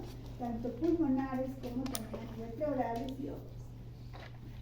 ¿Qué pasa con el carbón? Ingresa el carbón, dependiendo del tamaño de la partícula, ¿verdad? Va a estar fuera, va a estar en el intersticio. Y vienen mis macrófagos que están por ahí mismos. Entonces, ¿qué pasa? Tratan de eliminarlo y lo que pasa es de que va a ocasionar la dilatación. ¿Cómo se llama la dilatación de las paredes alveolares, chicos? Va a ocasionar una enfisema. Y si progresa va a ocasionar una fibrosis. Ahora, como pueden ver, el carbón va a estar fuera, en el intersticio. ¿Qué pasa con el sílice? Ahí tengo mis macrófagos, mis neumocitos, tengo ahí. El sílice ya también tiene la capacidad y por el tamaño se va a depositar dentro de los espacios alveolares. Y como su compañera Sheila les comentaba, estos tienen la capacidad de producir fibrosos, nódulos fibrosivos, ¿no? Y empiezan a producir estos nódulos típicos de sílice que son redonditos dentro del espacio alveolar. Vean, entra dentro de acá y empieza a generar, induce la formación de fibroblastos, maduran y forman los nódulos de sílice, que son típicos. ¿Y qué se asociaba? ¿Qué patología se asociaba a esto? ¿Qué puede ser el paciente después? No, psicosis. Puede estar asociada a la tuberculosis. ¿Listo? Muy bien. ¿Qué pasa con su asbesto? El asbesto son como agujas, imagínense esas agujitas. Y van a estar no solamente fuera, sino dentro del espacio alveolar, es decir, en el intersticio y en el alveolar. Y se empiezan a depositar y también tienen la capacidad de fibrosar. Recuerden, el sílice está dentro del alveolo, entonces al fibrosar se forman como nodulitos fibrosos que se llaman incluso cáscara de huevo, lo comparan como eso, vamos a ver una imagen. En cambio, el asbesto tiene la capacidad de fibrosar y está dentro, está fuera y está dentro del espacio alveolar. Entonces lo que va a generar va a ser una fibrosis intersticial. ¿Ok? Eso depende. Entonces recuerden lo que va a generar cada una de sus neumoconiosis. Esto es la antracosis, es oscuro, miren, acá tenemos una imagen de un ganglio, esto de color oscuro, negro, viene hacia acá, antracosis. ¿Esto qué será? Sílice, este es el nódulo de sílice. Ojo, de repente les pongo un caso clínico y en la imagen histológica se observa y empieza a describir, ustedes me dirán, sí. Y en este caso, la asbestosis como ocasiona una fibrosis difusa. Ya no veo lo que son. Se ve como las imágenes que presentó Carlos, pero ahí es ya una fibrosis como una secuela de este paciente. Muy bien. Estamos corriendo. Neumonía, chicos. Y a las chicas de neumonía, el grupo de neumonía, la parte de fases, háganlo sencillo porque todos ya me han hecho fases, entonces ya más o menos saben. Entonces, pasemos a neumonía. Chicas, ¿no son mujeres, chicos? ¿Somos mujeres? Eran mujeres, pero Alexis.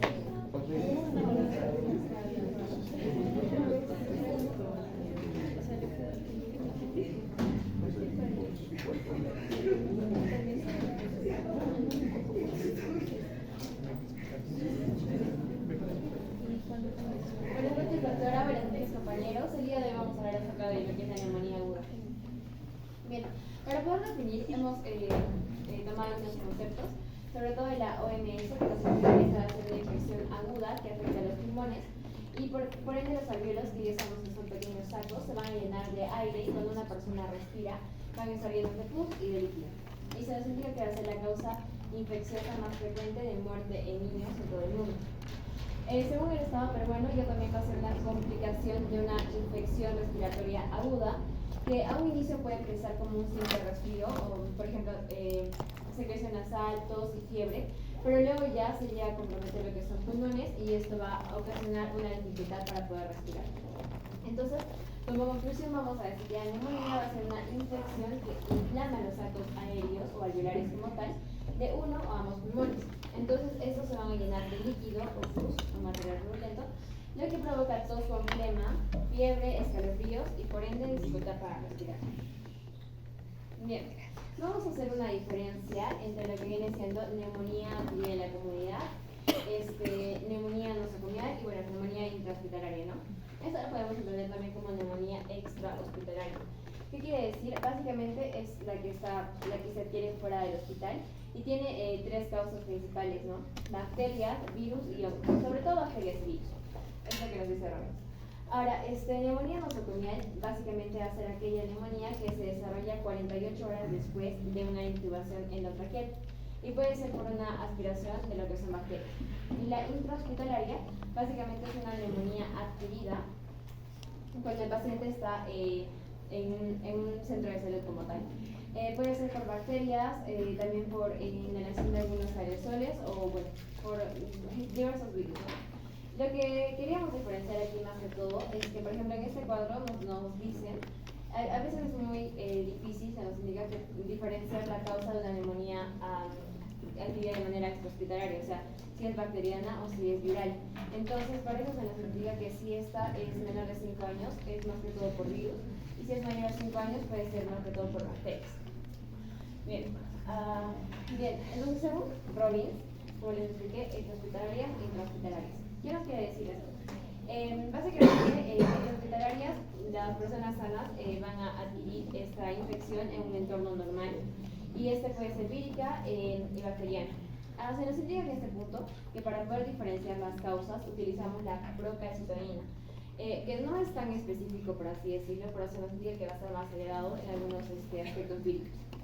Ahora, en la parte intrahospitalaria, básicamente se da por una hospitalización reciente, menos de 2 días de duración.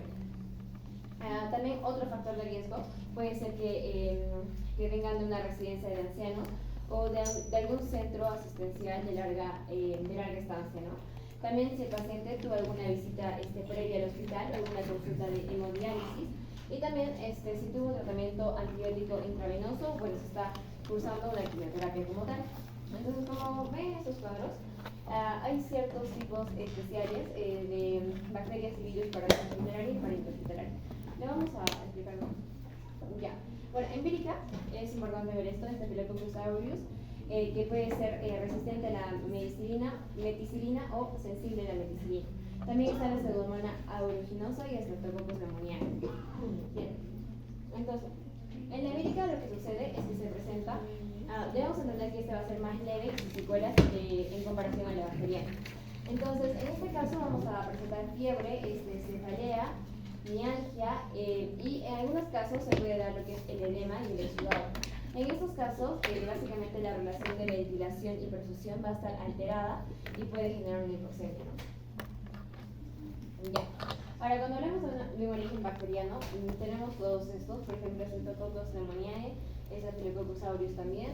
También está el Haemophilus influenzae y bueno, Pseudomonas aeruginosa. En sí es una lista muy grande, pero bueno, esos son básicamente los más importantes. Lo que tenemos que diferenciar aquí es la química, ¿no?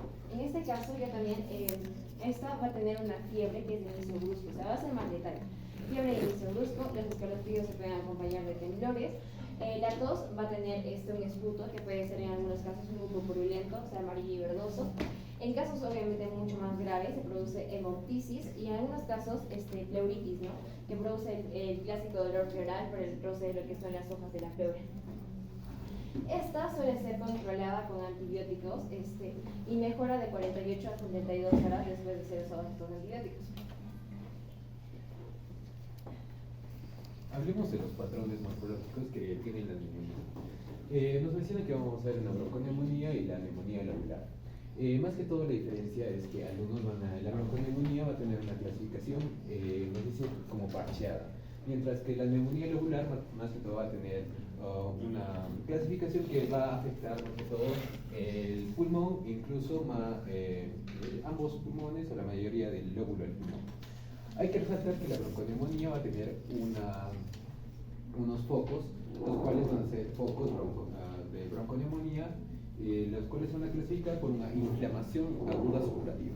Estos focos van a ser característicos ya que van a tener infiltrados de neutrófilos y cuando va a progresar vamos a ver que va a ser elevado, va a tener una coloración rojiza, amarillenta o puede ser blanca y también vamos a ver que estos van a ser mal delimitados.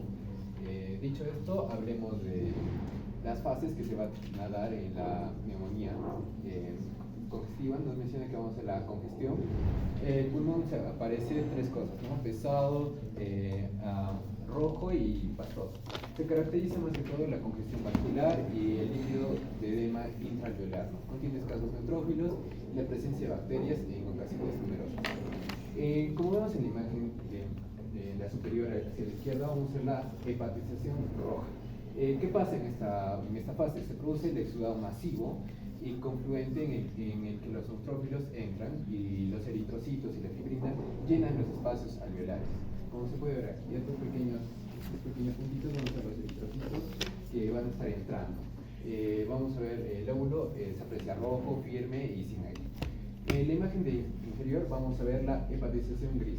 ¿Qué pasa en la hepatización gris? Nos mencionan que va a haber una desintegración progresiva de los eritrocitos y genera este patrón. Y una resolución, el cual va a ser el estudio final de las cuatro fases. Va a ser, cuando haya exudado que hay dentro de los espacios alveolares, se degrada mediante la digestión enzimática para producir restos granulares semilíquidos que se reabsorben o son ingeridos por los macrófagos. La bibliografía que utilizamos.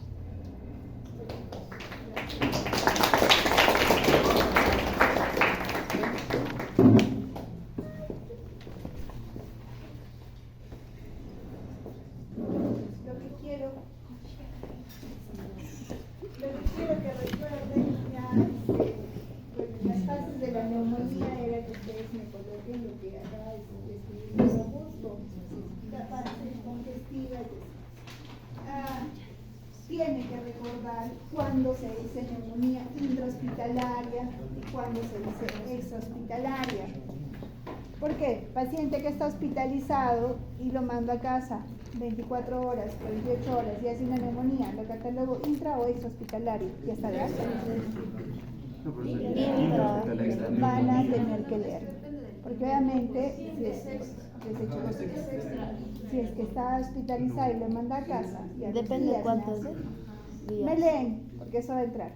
Si es la diferencia de los días, ¿ok? Cuando es intra, porque una vez que ingrese, inmediatamente al día siguiente que ingresa al hospital me hace neumonía, esa no es intrahospitalaria, esa es comunitaria, porque todavía faltan días, ¿ok? Entonces, todos me repasan, ya les estoy dando una pregunta, ¿cuándo se dice neumonía intrahospitalaria y una extrahospitalaria? Me repasan los tipos, los agentes etiológicos. ¿Quiénes son los agentes etiológicos más frecuentes en una neumonía especial?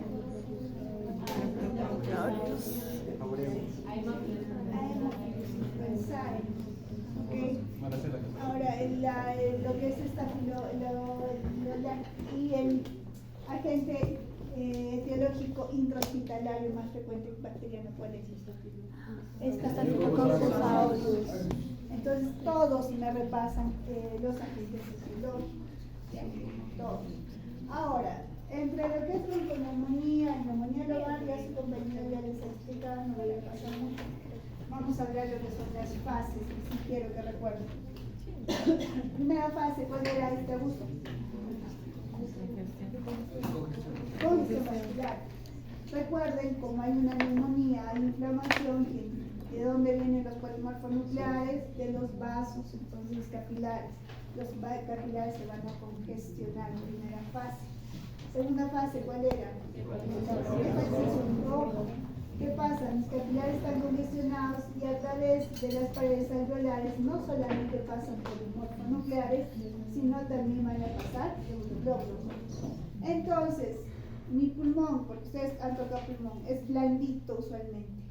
¿Por qué? Porque mi alveolo está vacío. ¿Qué pasa si es que está lleno de polimorfonucleares? Rígido. Por eso se llama hepatización, porque se asemeja al hígado, porque toma esa consistencia dura. ¿Ok? Hepatización roja. Y después, ¿qué pasa? ¿Cuál es la tercera fase? ¿Qué pasaba? Se degradan todos esos glóbulos rojos, empieza a degradarse, entonces toma un color medio azul, pardo claro. Hepatización gris. En esta parte, ¿no? Y finalmente la transfusión. Entonces, por eso se llama hepatización, chicos, porque toma la consistencia dura del hígado, pero no es más porque hay contenido que tiene los espacios alveolares. Vamos a ver. Alveolos, esta es una imagen histológica, paredes alveolares delgaditas. Aprieto y está blandito mi pulmón. Vean acá, está lleno de polimorfonucleares. Yo voy a ajustar y esto no va a ceder. Entonces, y eso también lo ven en la imagen, dice en la placa radiográfica van a ver una cuña soleada. Nuevamente, mi espacio alveolar está lleno de polimorfonucleares, lleno de hematíes. ¿Qué fase será? Roja, muy bien. Acá en este caso ya no veo tantos hematíes, veo que está degradando algo. Muy bien, y pasamos a tuberculosis.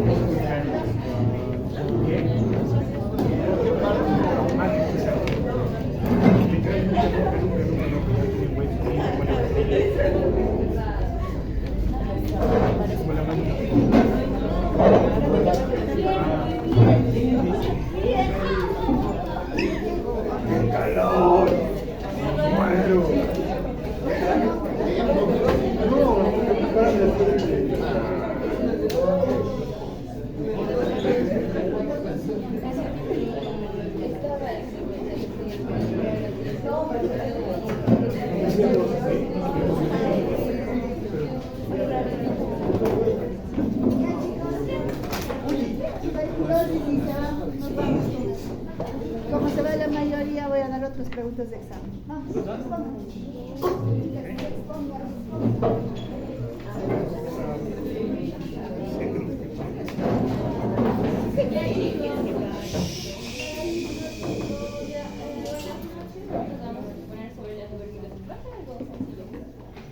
En cuanto al concepto de tuberculosis, la tuberculosis va a ser una enfermedad granulomatosa crónica, la cual va a ser transmisible y va a ser producida por el Mycobacterium tuberculosis. Habitualmente afecta a los pulmones, pero puede afectar a otros órganos y otros tejidos. Los centros de granulomación, donde se va a acumular, se le va a conocer como la necrosis, como ya la estábamos viendo anteriormente. Entonces, en esta imagen podemos ver la necrosis gaseosa que se presenta en la tuberculosis y acá pues los pulmones que están siendo afectados por el Mycobacterium tuberculosis. En cuanto a la etiología, vamos a ver que las micobacterias son los principales que afectan, y estos son bacilos delgados ácido alcohol resistentes. Se mencionan tres tipos: los Mycobacterium tuberculosis hominis, los Mycobacterium bovis y los Mycobacterium avium. Los más comunes son los tuberculosis hominis, cuyo reservorio de infección van a ser las personas. La transmisión va a ser directa por la inhalación de gérmenes por el aire. Estos son aerosoles generados por la expectoración de personas infectadas. En cuanto al bovis, nos dice que va a generar una tuberculosis orofaringia o intestinal por el consumo de leche contaminada. Normalmente no se presenta en países desarrollados, sin embargo es persistente en países donde no se pasteuriza la leche. Y el final es el Mycobacterium avium, que es el menos virulento y que mayormente afecta a pacientes inmunocompetentes, como aquellos que presentan SIDA. En cuanto a la patogenia, nos menciona el libro de Robbins que frente a un paciente inmunocompetente que no está expuesto al Mycobacterium tuberculosis, va a presentar una inmunidad dirigida, esto gracias a las células. Entonces la inmunidad dirigida va a dar lugar a una resistencia, y esto a su vez a una hipersensibilidad tisular frente a los antígenos. Ahora, en cuanto a las características de la tuberculosis, presentan dos importantes, que es la granuloma gaseoso y la cavitación. La cavitación prácticamente va a ser el movimiento de estos granulomas hacia el espacio bronquial. Esto va a generar una hipersensibilidad tisular destructiva. Entonces, cuando se presentan tanto la hipersensibilidad tisular como la destructiva, pues vamos a dar conocimiento que esta representa la respuesta inmunitaria del paciente y obviamente se va a adquirir la inmunidad frente al germen. En cuanto a la inhalación del inóculo y a la contención del foco primario, vamos a verlo en esta imagen. Ya, bien. Entonces, nosotros tenemos las micobacterias. Estas micobacterias van a ser capaces de ingresar al endosoma del macrófago alveolar gracias a dos cosas. Primero, que la micobacteria presenta un glucolípido revestido por manosa, y a su vez porque el macrófago alveolar presenta un receptor de manosa. Entonces, gracias a esto, pues ingresa al endosoma. La micobacteria va a inhibir la respuesta del macrófago. Lo principal que hace es que no se forma el efecto fagolisoma, es decir, la unión del lisosoma más la vacuola fagocítica. Entonces, acá existe lo que es una manipulación endosómica, existe lo que es la parada de la maduración, la ausencia del pH ácido y, como especialmente ya dije, la formación de fagolisosomas ineficaces. El hecho de que ocurra esto va a hacer que las bacterias proliferen. Entonces, existe una proliferación bacilar sin resistencia, lo que ocasiona bacteremia con diseminación en múltiples localizaciones. En la mayoría de pacientes, el 50% se menciona que en esta etapa van a ser asintomáticos. Entonces, todo este proceso se le conoce como la tuberculosis pulmonar primaria, que dura alrededor de, más o menos de 0 a 3 semanas. Relacionada a esta tuberculosis pulmonar primaria, nos menciona que la genética puede influir en todo el tratamiento, o en toda la evolución de la enfermedad. Específicamente se menciona de una enfermedad que es el polimorfismo del gen NRA1, que es la proteína 1 de macrófagos asociados a la resistencia natural. Entonces, si hay un polimorfismo de este gen, va a hacer que no se presente una respuesta inmunitaria eficaz. En la segunda imagen podemos ver lo que es la tuberculosis pulmonar primaria, que igual se va a dar, ¿no? ¿verdad? En el macrófago alveolar. Este macrófago alveolar va a secretar interleucina 12, lo que va a hacer que venga o se presente el linfocito T, específicamente el CD4, y el subgrupo TH1, que a su vez secreta la interferón gamma, que va a hacer que el macrófago se active y pues de esta manera liberan más factor de necrosis tumoral, se reclutan los monocitos y se forma lo que es el granuloma epiteloide. También aquí actúa lo que es el óxido nítrico y los radicales libres. Los radicales libres van a ayudar a la destrucción de las bacterias. Y bueno, acá lo digo, ¿no? A su vez, la actividad bactericida va a ayudar a que se presente el óxido nítrico y pues se destruya la bacteria. En caso de que cualquiera de estos dioxinas o de estos factores no se presente, lo que va a hacer es que se forme un granuloma mal formado. Entonces, lo más importante a resaltar aquí es que la inmunidad se da por el linfocito TH1 que estimula en los macrófagos y esto ayuda a que pues, se eliminen las bacterias. En cuanto a características clínicas, vamos a ver las primeras fases de evolución que están relacionadas con el malestar, la anorexia, la pérdida de peso, fiebre. Nos menciona que la fiebre es poco intensa y es remitente, es decir, que solo se presenta mediante un corto periodo de tiempo. Sudor nocturno, el esputo. Al principio el esputo puede ser mucoide, pero luego se presenta purulento.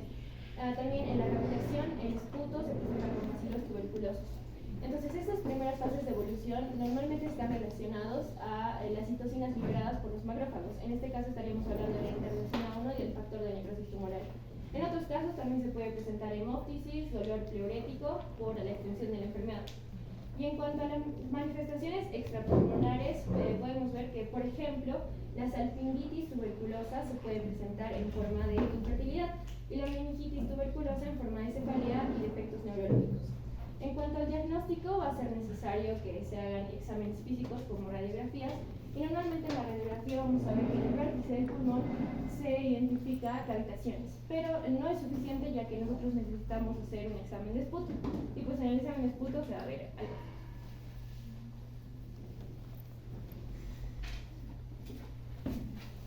Ahora vamos a ver lo que es la evolución y el espectro natural y la tuberculosis.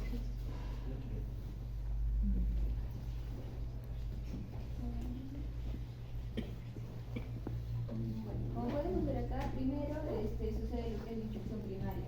La infección primaria puede ser de dos tipos, una que es retenida o una que puede ser no retenida. Una retenida significa cuando la persona va a tener buenas defensas y va a poder retener la infección, y la no retenida es cuando va a progresar, ¿no?, a una infección secundaria. Entonces vamos a ver acá la imagen que primero inicia con una infección primaria, no se va a formar el complejo primario que vendría a ser el foco de Grom. Este foco de Grom va a tener una ubicación, como vemos acá, en la parte inferior del lóbulo superior y también puede ser en la parte superior del lóbulo inferior. Y se va a formar lo que es un foco de Grom que, como dice acá, se va a caracterizar porque va a tener un tejido granulomatoso y también una calcificación, ¿no? O sea, una necrosis gaseosa en el centro. Puede migrar hacia un ganglio linfático, ¿no?, como podemos ver acá, un ganglio regional. Entonces puede tomar dos opciones. Una puede tomar una cicatriz, que podría ser una lesión curada, o bien puede ser una lesión, puede estar latente, ¿no? Digamos que se puede reactivar finalmente en una tuberculosis secundaria. Entonces, como les decía en un inicio, a partir de la tuberculosis primaria se puede dar lo que es la tuberculosis secundaria, ¿no?, porque va a ser progresiva. Entonces, una vez que se da la tuberculosis secundaria, que puede, vuelvo a repetir, se puede dar por dos opciones: por la reactivación de la infección primaria o bien por una reinfección. Vamos a ver que ya acá es diferente, ¿no? La ubicación de la lesión se va a dar en la parte apical, en el vértice del pulmón. Entonces acá vamos a ver que se va a formar primero un tejido, una inflamación granulomatosa, ¿no? En el centro vamos a ver que presenta la calcificación y va a estar rodeada, o va a haber un tejido fibrótico, ¿no?, periférico, y al mismo tiempo también se puede formar una cavidad, ¿no?, como podemos ver acá, que la cavidad es en sí el vaciamiento gaseoso, ¿no?, a través de la vía respiratoria. También se puede dar una lesión gaseosa extrapulmonar, como podemos ver acá. Entonces, si en este caso, digamos, la persona, ¿no?, en este caso el paciente, no tiene bajas defensas y puede progresar esa tuberculosis secundaria a través de una diseminación hematógena masiva, ¿no?, y puede dar lugar a una tuberculosis miliar, que vamos a ver más adelante en qué consiste. Pero en sí la tuberculosis miliar, ¿no? que bueno, prácticamente puede también provocar dos tipos de tuberculosis miliar. Una que es pulmonar, que va a afectar a toda la parénquima pulmonar, o bien sistémica, ¿no? Que va a afectar a los órganos, como en este caso el vaso, el hígado, ¿no? Como vemos, varios micronódulos. Entonces, la infección primaria se puede pasar semanas, puede dar una infección secundaria, como también puede pasar años, ¿no? Si es que hay una lesión latente. Luego vamos a ver lo que es la morfología. Como les decía, en la tuberculosis primaria vamos a tomar en cuenta que va a haber un foco de Bohm. Este foco de Bohm se va a caracterizar porque es una infección de color blanco grisácea. Vemos acá, blanco grisácea, y en el centro va a tener una necrosis gaseosa. Va a medir aproximadamente de 1 a 1.5 centímetros. Pero también puede migrar, ¿no? Hacia un ganglio regional, y esa migración hacia un ganglio regional, y este ganglio regional también va a formar un centro necrótico gaseoso, como podemos ver en la imagen, se va a llamar complejo de Bohm. Entonces, el complejo de Bohm implica un ganglio linfático. Entonces, esta tuberculosis primaria puede tomar dos opciones, ¿no? Una que se puede limitar y va a formar una fibrosis calcificada, o bien puede progresar a una tuberculosis secundaria. Acá, por ejemplo, bueno, ya conocemos lo que es. Está bien, yo lo voy a tomar, está bonita su exposición, voy a pasar las expresiones, vamos a resumir, pero está bien la fisiopatología. Muy bien, sí. Muy bien, su compañera les ha comentado en general desde el inicio que la tuberculosis, muy bien, chicas, que la tuberculosis va a ser una de las infecciones más frecuentes que tenemos, ¿ok? Hay varios bacilos, su compañera ya justo les comentó, y me han gustado las imágenes que les ha puesto su compañera. Recordemos que todos siempre vamos a tener una primoinfección. El hecho de que tengamos primoinfección no significa que desarrollemos la enfermedad. Nuestro sistema inmune va a encapsular al bacilo, y eso es lo que su compañera le llama como complejo, nódulo de Bohm. Y cuando en el nódulo hay un ganglio más, a eso se llama complejo de Bohm. ¿Okay?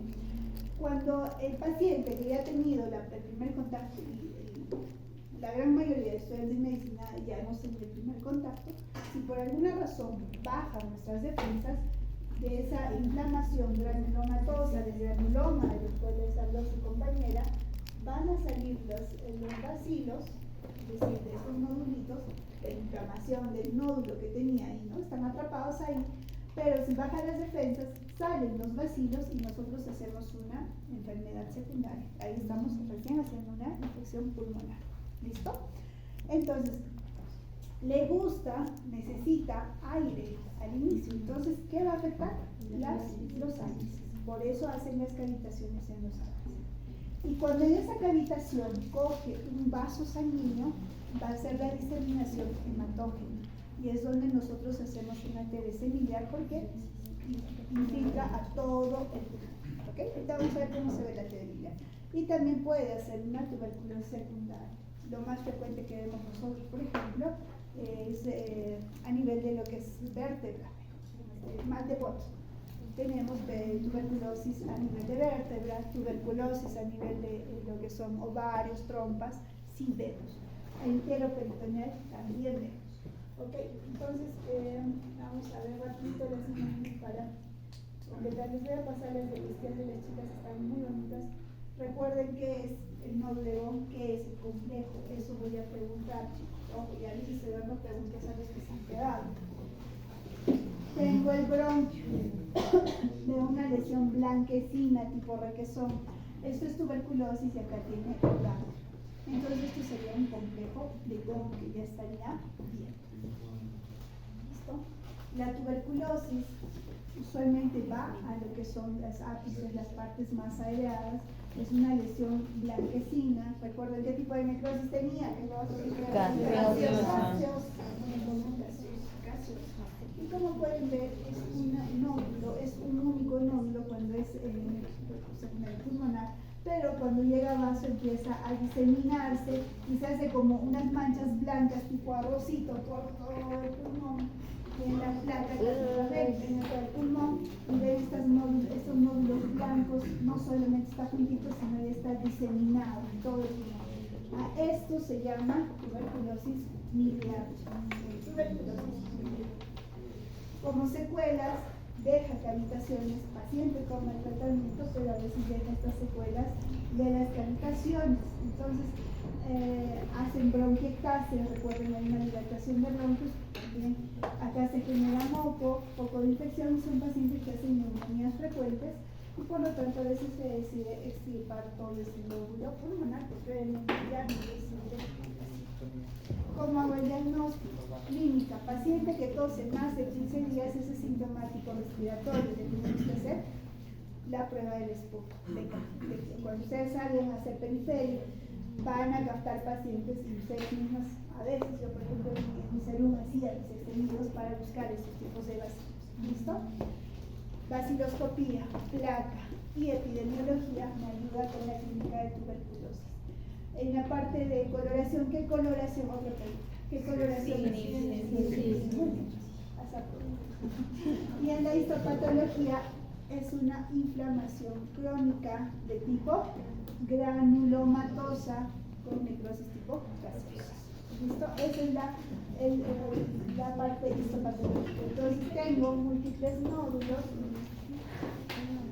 Recuerden que en esto ya lo hemos visto, una parte células gigantes de qué tipo? Muy bien, células gigantes. Esto es como se ve la ciencia, los vacilos se tornan de ese color medio rosella, rojo, y es como hacemos la cantidad de cruces